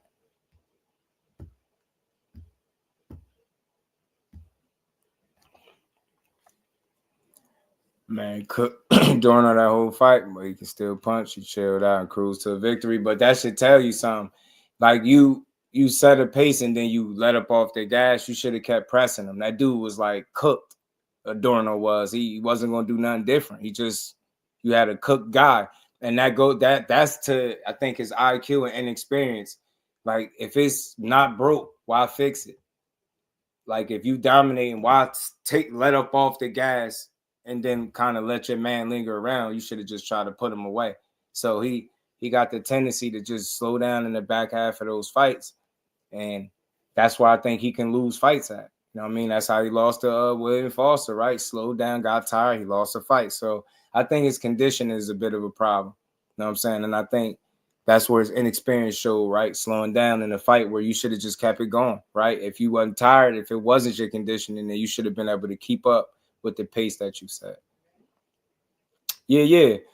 So let's talk about it. Because, look, he actively asking for a fight with Fundora. He said that's the fight for him, bro. So I want to see him get a shot. Murtazali able to destroy Fundora, which is probably why you won't see him in there with him right now. You know what I mean? Who knows? But I think he's a more dangerous fight for sure. I do. I think that dude is really dangerous, man. Yeah. But no. Bruh. Man, Shakur, Delos Santos don't do nothing like Shakur do. Nothing like it, bro. They don't see him let up off the gas. He's supposed to be this power guy, this strong ass dude. He's supposed to be the knockout artist, right? You don't let up off the gas in a fight that you win comfortably because somebody could crack. Adorno wasn't landing nothing that he needed to be worried about. Like you say, he won every round comfortably. That dude wasn't throwing enough punches to really trouble him with shit. And he just think that's IQ. No, or temperament, whichever one, or a combination of the two. But yeah, you get the win, but why let up off the gas? That like anybody else will crucify for that. You know what I'm saying? We'll say they played with their food. Why do he get a pass for the guy being able to crack? You know what I'm saying? So I don't know. Now I was talking about Delos Santos when he fought Joseph Adorno. He just like back half of the fight, he slowed down and just stopped. You know what I mean? He stopped going for it. Looked like he just cruised to a win. And I hate to see fighters do that. But Xander, as far as Xander, yeah, he's actively asking for a Fundora fight. Give it to him. I just don't think that's going to be an easy fight at all. It's tough. Maybe he got something that the rest of these dudes don't got. But I don't know. Fundora is a trick bag, man. He's tall, long ass, praying mantis that can box a little bit now. And he can punch. Got good punching power, good leverage on his shots, and he'll wear you down. He got a good punch output. Fundora wear you down. Good inside fighter to be that damn tall. Dangerous. Dangerous for sure. Dangerous, man. The guys, because you're running out. Yeah. Facts, D1. Literally. You step on the gas and open up and try to get the KO, gives your opponent the opportunity to hurt you. Absolutely. But you know what?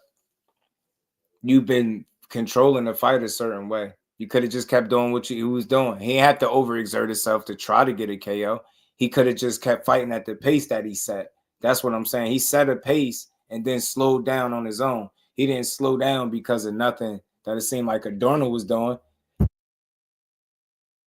Because offensively, he didn't even have much to offer.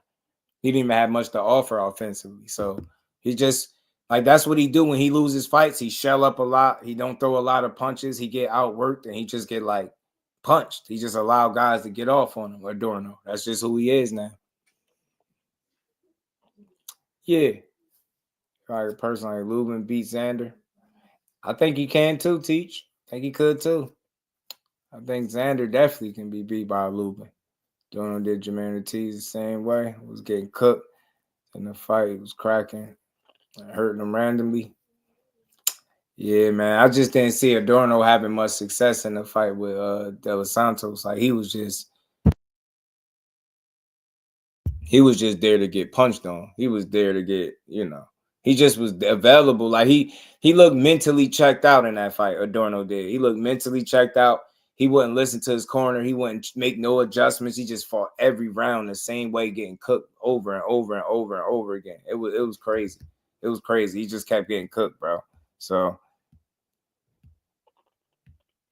we'll see, man. I don't know. We'll see. It's an opportunity for it, man. If both guys want it and nobody getting in the way of the fight being made, I could see Edwin and Keyshawn fight. Yeah, it could be a good test for him for sure. For sure. I just feel like Edwin, with that inactivity, he gonna lose. I think Keyshawn been active, fighting. He gonna get in the mix. He been off, blood clots, coming off a bad performance, start making the battle a little uphill. Like, he can fight, but I just don't. Overall, his pedigree, discipline, the way he controlled tempo is not better than Keyshawn's. To me, it's still he just a dangerous guy. He can box. He got good feet, good speeds. He's just deceptively fast with good punching power in both hands, Delos Santos. So make no mistake, he is a dangerous opposition for anybody because of the skill set and what he possesses. And even hurt, he was able to finish Rayo. So that was big. That was huge, man. That was huge. I think Xander schools Ramos. I don't know. That'd be a tough fight, bro. Ramos throw a lot of punches, man. Yeah, I think Ramos might beat him. I do. I think he a dog. I think he mixes punches up better, too. Ace, what's good, family? How you feel? I think he mixes punches up a lot better. I think he mixes punches up a lot better, bro. Activity is a big part of why I would pick Keyshawn, but he stays in the pocket too long. And fights with Edwin, it could be disastrous. I think he's good at picking that, though. I think he's good at picking his moments where he fight in the pocket and mix it up and use the lateral movement, like take the little steps back. You seen it with Medueno, right? Medueno trying to apply the pressure. Like, all that standing in the trade, like, even the way he was breaking down fighting Lamont Roach, like, y'all gonna stand there and trade. Y'all not gonna stand there and trade like that because you're not reckless and careless like that. You know what I'm saying? Yeah, you'll stand in there and fight is what you really mean to say, but he ain't just standing there trading shots. Like, it's not how he approaches fights. So I think he'll pick his poison. I think he'll pick his moments when to be in the pocket and when not to be there. That's what I think personally. That's what I think. But I mean, if this fight happens, man, shout out to both guys for putting it on the line. Shout out to Santos for just wanting quality opposition, fighting champions back to back and back-to-back fights. You got to respect it. Coming off a layoff with the inactivity and health situations, right? Got to respect him if he go out there. Yeah, man. Ramos, man, I'm telling you, he put them punches together real well. It's over Xander. I think he might overwhelm him, D1. I think. There's some good talent. There's some good dudes up there at 54. I think he'll overwhelm him, bro. I think he overwhelms him. I really do. I think he'll overwhelm him when it's all said and done. So I want to cover this. Xander's lymph fluid athleticism. He lacks top end power. He takes to outclass a lot of people. Yeah, but he wants Xander. And look, the WBO ordered him and Xander. So make of it what you will. They ordered it. Don't mean that it'll happen just because they ordered it.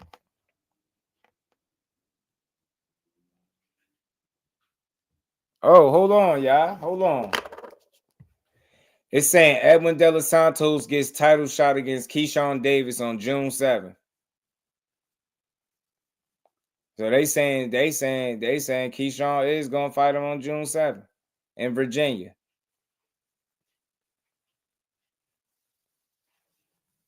Yeah, there you go.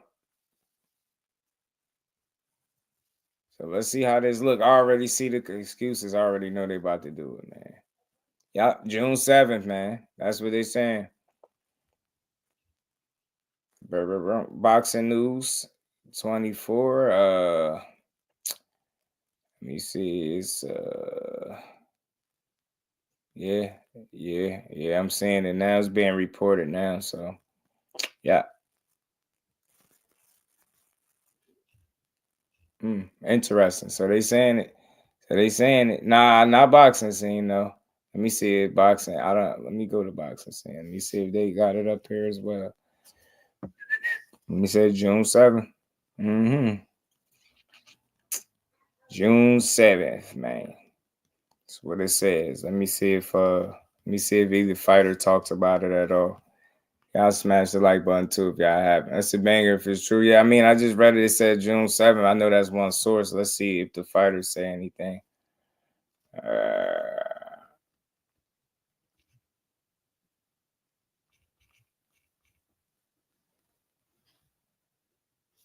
Oh yeah, I forgot this dude that deleted his Twitter, I think. I like the fight too. He have his hands full, but I think I don't think dude to be in I don't know. He gonna have some issues though with that inactivity, bro. I think ultimately like that inactivity could really cause some problems for him.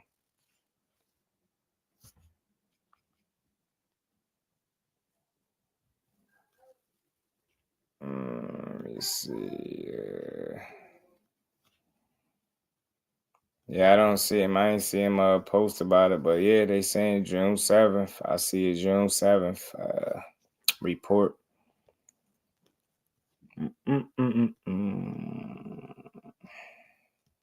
Yeah. So if that fight actually comes to fruition, then man, there you go. Virginia homecoming. I heard he was getting another homecoming fight anyway. So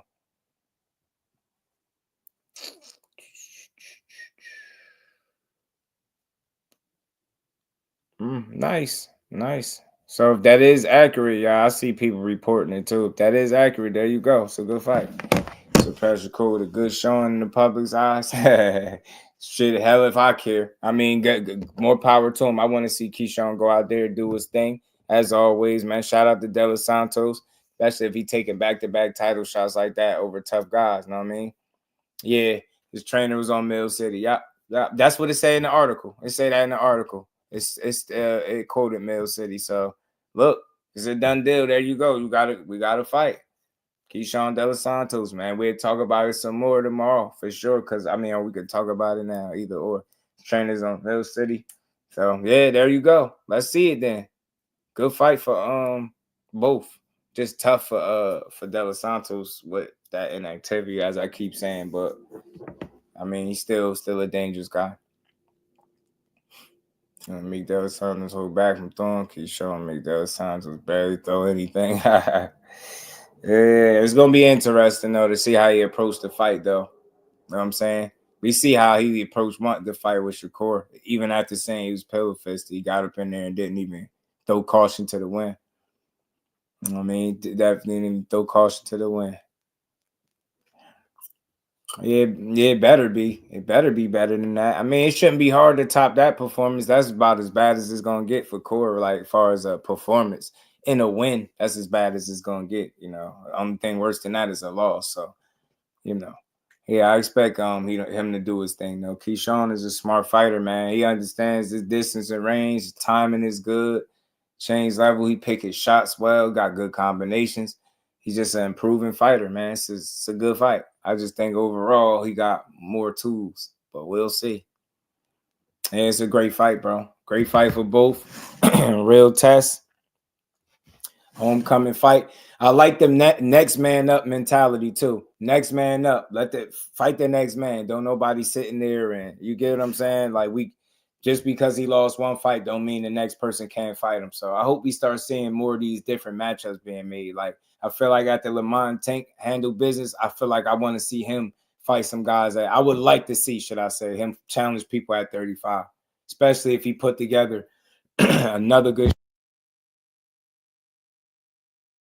If he put together another good showing, I want to see it, man. I want to see it. I want to see it. So look, we got some news. We got this Fundora and Xander Zayas business being ordered. That's a great fight if it happens. It's entertaining. Xander Zayas undefeated. Will he fall victim? He'll have his hands full with that big, tall, long ass dude, man. Again, Delos Santos and Keyshawn Davis is a great matchup. That's what the lightweight needed this, man. Lightweight needed this, bro. They needed some smoke, so we'll see. Yeah, doesn't like getting hit. I think it'll be a boring fight against Keyshawn. Keyshawn had to chase him down. And I don't think it'll be a boring fight, though. I think Keyshawn is entertaining enough not to be a super boring ass dude, right? I think he'll be entertaining. I don't think I don't think Delos Santos has that kind of style where he could be running and moving around. I don't think he'll fight that way. I've never seen it from the fights that I've seen, but I don't see Keyshawn having to chase him. Got too much power. He fight like that. I think he'll face a lot of criticism, a lot of negative criticism if he fights that way. You know what I mean? If he fights that way.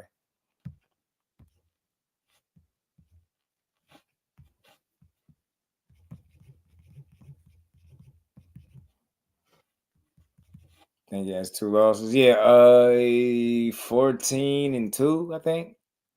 14-2, Delos Santos is, I believe. 14-2. With all that inactivity, and that's the second loss was the last fight. Last time he was in the ring was that November of last year. November, like 23rd of last. Oh, no, that was 23, wasn't it? Hold on. Hold on. Am I tripping?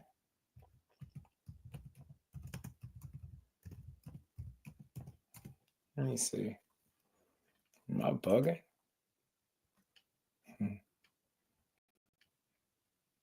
Nah, it was 23. Yeah, November. 23. He ain't fought since November 2023. So it's 2025. He been out for a minute, y'all. Been out for a minute, Delos Santos. Been out of sight, out of mind for a minute, man.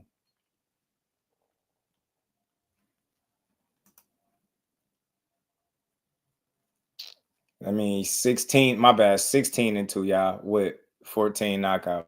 16-2, 14 knockouts.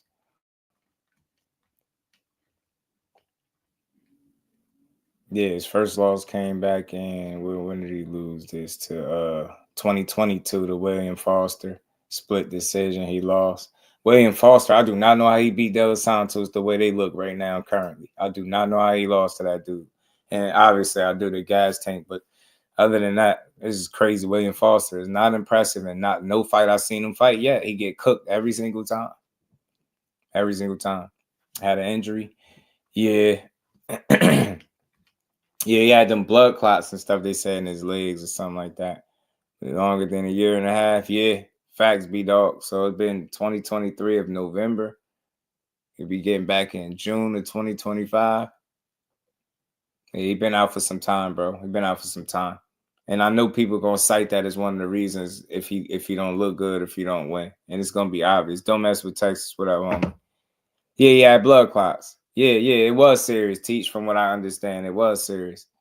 You know what I mean? It's in his legs, I believe they said it was, or something like that. So that's crazy. So yeah, it gained weight. That's why you seen him probably gain weight, probably couldn't, work out, train and shit like he was doing. So good to see that situation looked like it's behind him. And like I said, from that report, they say in June 7th. So if it's June 7th in Virginia, let's see it, man. I'm all for it. I want to see the fight. Good move by Keyshawn. I respect it. I like it. I rock with it. That's the right kind of fight that I want to see him in. And lastly, man, before we get out of here, man, I'm going to cover. I seen this interview or this video from Rampage Jackson. And he completely went in on Devin Haney. Let's hear this for a minute before we slide. Hit the like button and let's go. Marcos Villegas, Fight Up TV, being joined with Quentin Rampage Jackson, who's finally stepping into the boxing ring. I know this is something you've been wanting to do for a very, very long time. What finally like made it so that you could do this? I don't know. I think the stars aligned and people started doing like crossover boxing and open things up for me to finally get a boxing match. You know, I've been trying to fight Shannon Briggs' ugly ass for 4 or 5 years. Nobody wanted to see his ugly ass get in the ring. And so Rashad stepped up. And honestly, Rashad is what made this happen. That's why I'm saying all nice things about Rashad. I got nothing bad to say about the guy right now. He made this happen. So I'm actually real honored to be having my first boxing experience against him. Yeah, I was surprised that the Briggs fight didn't happen. Like what? Like I don't know. Part of me thought Man, it was these like dudes about to have a not a boxing match skit, is but crazy. just kind of like an ongoing thing between you guys. But yeah, what happened there? Why did it never happen? No, I was real serious about it, and we got close one time. But Shannon Briggs brought me these fake people from Qatar, and they said they was going to put up the money, do everything, and the purse was supposed to be good and everything. Yeah, right, but they was teach. full of shit. They Blood was clots, scammers. period.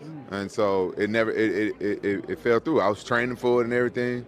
I don't know what their angle was. I don't know what their scam was, but what I heard was they act like they was putting on a fight, get contracts and stuff, and they go and show people, and then they get the sponsors money and endorsement money, whatever, and it's all a sham. So after that, it left a bad taste in my mouth. And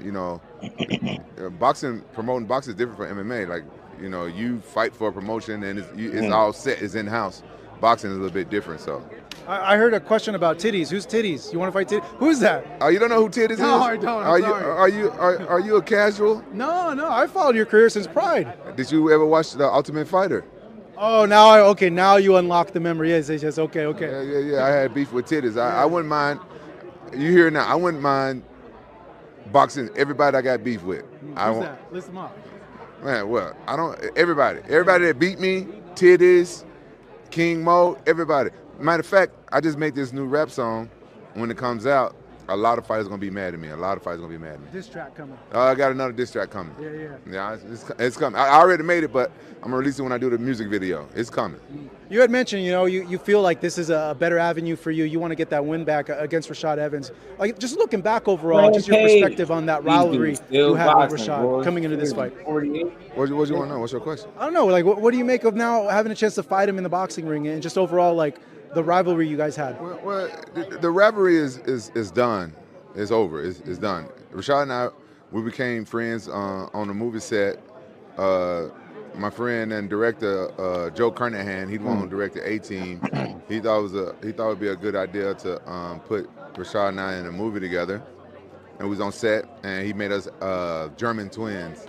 And him and I became friends on set. So the rivalry is over. I respect him and stuff like that. But at the end of the day, we still competitors. I had to fight people that I was friends with and stuff before. Dan Henderson, that's how I won my unified championship belt. You know what I'm saying? I had to fight Kevin Randerman, that was my friend at the time. And Chuck Liddell and I, we was cool both times I fought him. We wasn't really friends, but we was cool, we was respect. So, it is what it is. Do you feel bad when you knock out a friend, if that ever happens? Like, do you feel afterwards like, damn, like I didn't mean to hurt you? No, I don't feel bad when I knock out a friend because it don't hurt. Have you ever been knocked out before? Well, now you don't feel it. I've been choked out, but not knocked out. No. Yeah. You don't feel it. When you get knocked out, it don't hurt. So no, I don't feel bad. Looking at this, how's I guess the transition into boxing been for you, Rampage? Well, I'm not transitioning. I don't know what you heard. I'm still a man. I ain't with that trans shit. No pronouns here. Well, what are you talking about, transition? Yo, this man is a fool. Okay, how's it been blending into boxing? There you go. Oh, okay. You confused me with your words. I don't know what you heard. I don't be doing that transitioning. Man, Rampage acting like I'm a man. I'm staying a man. What the hell are you talking about? But how's the boxing training been? The boxing training is pretty tough, but I tell you what, it's easier than MMA. Oh, really? Oh, yeah. It's easier than MMA, but it's tougher learning all the other stuff. But the training part aspect of it, MMA, I would have to spend like 4 hours to 6 hours in the gym. Like boxing, just 2 hours. Where are you putting your camp at? Who are you bringing in to help you with this? Well, right now my camp is at it's in Newport Beach at the Jackson House, and we got a couple sparring partners. I got one sparring partner look just like Evander Holyfield. I ain't lying. Really? I get a picture of him and I post it. Yeah. He's a man. Y'all hit the like button if y'all have. I'd ask Rashad this. This might be a segue to get fights with like a Jake Paul. Is that kind of like your goal too, like to segue into something like that, or you want to keep having boxing fights like this? Honestly, I don't know. If I keep doing the podcast, because that takes away a lot of my time, I honestly, I don't know, but I'm never going to call out Jake Paul again because I saw Butterbean call him out and that looked pathetic. So I'm never going to call out Jake Paul. But I've called out Jake Paul and stuff like that. Everybody calling out Jake Paul, and fuck Jake Paul. Hell yeah, I'm I think he calling out knocked Jake Paul. Liddell out. He won't fight me for another 10 years until I'm too old to get in there. I'm not. Everybody know that's the money fight and stuff like that. Bro. But fuck Jake Paul. I don't give a fuck about him. Just overall, your thoughts on his opponent selection these last few fights? He's smart. Fuck him. Speaking of boxing, do you think this transitions yourself? Sorry, I won't use transition, but do you think this opens the path for you to have more professional bouts? Is that what you're looking at also? Yeah, he did. I don't know, brother. I'm 46 years old. I'm not gonna look past Rashad because he is a worthy opponent. So B-Dog, he is Let's have this conversation. Bro. He said transition, and this man said, what do you mean? I'm a man. I'm a stay man. Fuck that. April 13th is my mom's birthday. You ain't gonna see me. I'm gonna be back home hanging out with my mom. My mom turned 69 years old. My favorite number. I mean, goddamn, same sentence. The same sentence? 69 and my mom. It's all good, Rampage. Let me ask you this. We're seeing Dana White now entering boxing. And a lot of people feel he could be the guy that changes the industry, changes the sport. What's your take on this TKO boxing league getting into boxing? Good for Dana. He's a great promoter. I ain't never called him. Fuck Dana. Fuck Dana. He's doing good. But fuck Dana. I don't give a fuck about Dana. Do you think he could be the one that changes the sport, though? Not sure. Yeah. And could it be something that you would be, if they reached out to you, you would be open to? It all depends on how much money they're talking about. Yeah. That's all I got to say. All right. Finally, let me get a prediction for you. We got Ryan Garcia fighting Rolly Romero. How do you see that fight in your opinion? Man, I love Ryan Garcia. Never bet against that kid. Yeah, it don't hurt that I don't know who the other guy is. Though. Well, he's supposed to rematch Devin Haney. You saw the first fight, right? Yeah, fuck Devin Haney. Why? Man, he act like a fucking bitch. Fuck him. Because he's suing? I can't stand people act like that. Yeah. Fuck Devin Haney. The rematch, I guess you were taking Ryan to beat him in a rematch. Yeah, Ryan beat his ass again. And Devin Haney learned not to be a fucking bitch. We all lose. You know what I'm saying? Everybody can't be undefeated. You win and lose. You know what I'm saying? You take the shit like a man. Don't be going suing motherfuckers and saying all that bullshit, man. Fuck, take your fucking loss like a fucking man, like everybody else. Quit being a bitch. I guess his point for the suing was... I don't give a fuck. Yeah. Okay. Well, Rampage, man, it was always good chatting with you. Always good catching up with you. Appreciate it. Man, he went off on that. Look. I listen. I level with Devin Haney. Listen, I get the lawsuit thing. I think people kind of forget that it was his father pushing that shit. It's attached to him, so I know he kind of gonna catch the strays with it. But he wasn't the one actively campaigning about that shit. It was his dad. Now, yeah, seemed a little less than the right thing to do, but I think it was because of the PEDs. It wasn't solely because he got his ass whooped. I understand the battery part that came out was bogus, but I think ultimately because PEDs were at play, that's where they felt like they had a case. So I'm able to level with that to a degree. And the fact that he wasn't the one running around promoting it like that. You know what I'm saying? Nah, they should have never did. It was a bad move, Big Supreme. Bad move. Look at it. At the end of the day, they put it to the side. So, yeah, you're supposed to get it back and go back and get it. But that's exactly what he's doing. People are forgetting that that's what he's doing. So, yeah, think about it. You initially made a messed up move, but it's to be put in its proper context. You don't have to agree with it, but I think he's going to get it back. You know what I mean? So I don't think he's being a bitch. I think he's going to get it. You know what I mean? So what else is he supposed to do? So I don't know. He should have sued for his money, and that's it. That's what I'm saying. All that other shit was crazy. Bill Haney said Rampage is mad. The youngest undisputed king ain't going for anything. Keep Dev's name out your mouth and focus on getting in shape for that 47-year-old boxing debut. OG. Quiet when Mark Hunt sued Brock Lesnar. So he's saying Mark Hunt sued Brock Lesnar, and you ain't say nothing about that. Look, it's been a lot of people that's been sued throughout the combat sports, but it just don't get highlighted. I think because nobody had their father actively campaigning across YouTube about it, and I think that was one of the worst moves that he's ever made as a manager or whatever of Devin's, a coach or whatever. I think that was the bad move, making a lawsuit public. You got all negative press from it, and it sucked big time. You know what I mean? And that's just it. So I don't think Devin Haney is a bitch per se. I just think that was a bad move. You live and you learn. I think ultimately, if you get back in there, what do Rampage got to say? He get back in there. You know what I mean? And that's a fact. It wasn't. But if y'all didn't hit the like button, make sure y'all do. Smash the like button, sub to the channel, come rock out. And we just gave boxing his just due again. Shout out to my guy, D1, the angry white man. He will be on at 7:30. Appreciate everybody rocking out, pulling up, hitting the like button, super chat, cash app, supporting the grind. We appreciate y'all. So we got Fundora being ordered to fight Xander's eyes. He's been calling for it. That's right on time. They reporting that June 7th is the date for Keyshawn Davis and Delos Santos. I see if that come to fruition. It'll be a homecoming fight for Keyshawn at home in Virginia. I would rock with that. That's dope. And bigger fight, Bud and Canelo, Tank and Shakur, we don't know. But we'll get the opportunity to see Bud and Canelo, as I think they got their fight on the way coming soon in September, as long as Bud handle business against William Skull. So with that, that's my just due on it. We appreciate everybody in the building. So y'all make sure y'all enjoy the rest of this Tuesday. And I'll see everybody tomorrow, 4 p.m. Peace to the fan.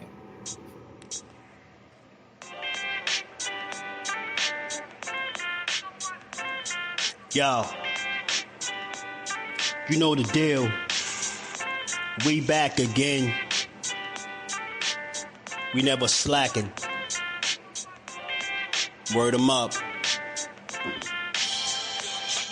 Ladies and guys, whether if you drunk or you high, it's time to pay respects to the illest man alive. If you think you got a point, he'll shrink you down to size. And from there it's downhill like a slinky or a slide. Open your eyes, got a deep connection with the rise, so you might see them jump in whenever they go live. Peep it, this channel blowing up now, it's not a secret. With tons of exclusive interviews to listen to. Them other channels I hate, but yo, they missing clues. They start narratives, sip the goose and twist the truth. It don't take a rocket scientist to get the proof. Just click the live at 4 p.m. Eastern time. But when you chime in, make sure you keep it kind. But if cowards want to debate, then it's feasting time. My man Just Do shine busy all the time. Grind 24/7, 365. Videos he might have 365. My rhyme's sick, they make you do a 365. You get a rich if you think you fit to survive. It's Just Do Boxing, time to click the live. Ain't no beginners, if you soft, you ain't down to ride. I crush you, respect too, it's Just Do. He got the illest boxing show on the internet. The boy been a threat and he ain't even had dinner yet. Word 'em up. Yeah. You know what time it is.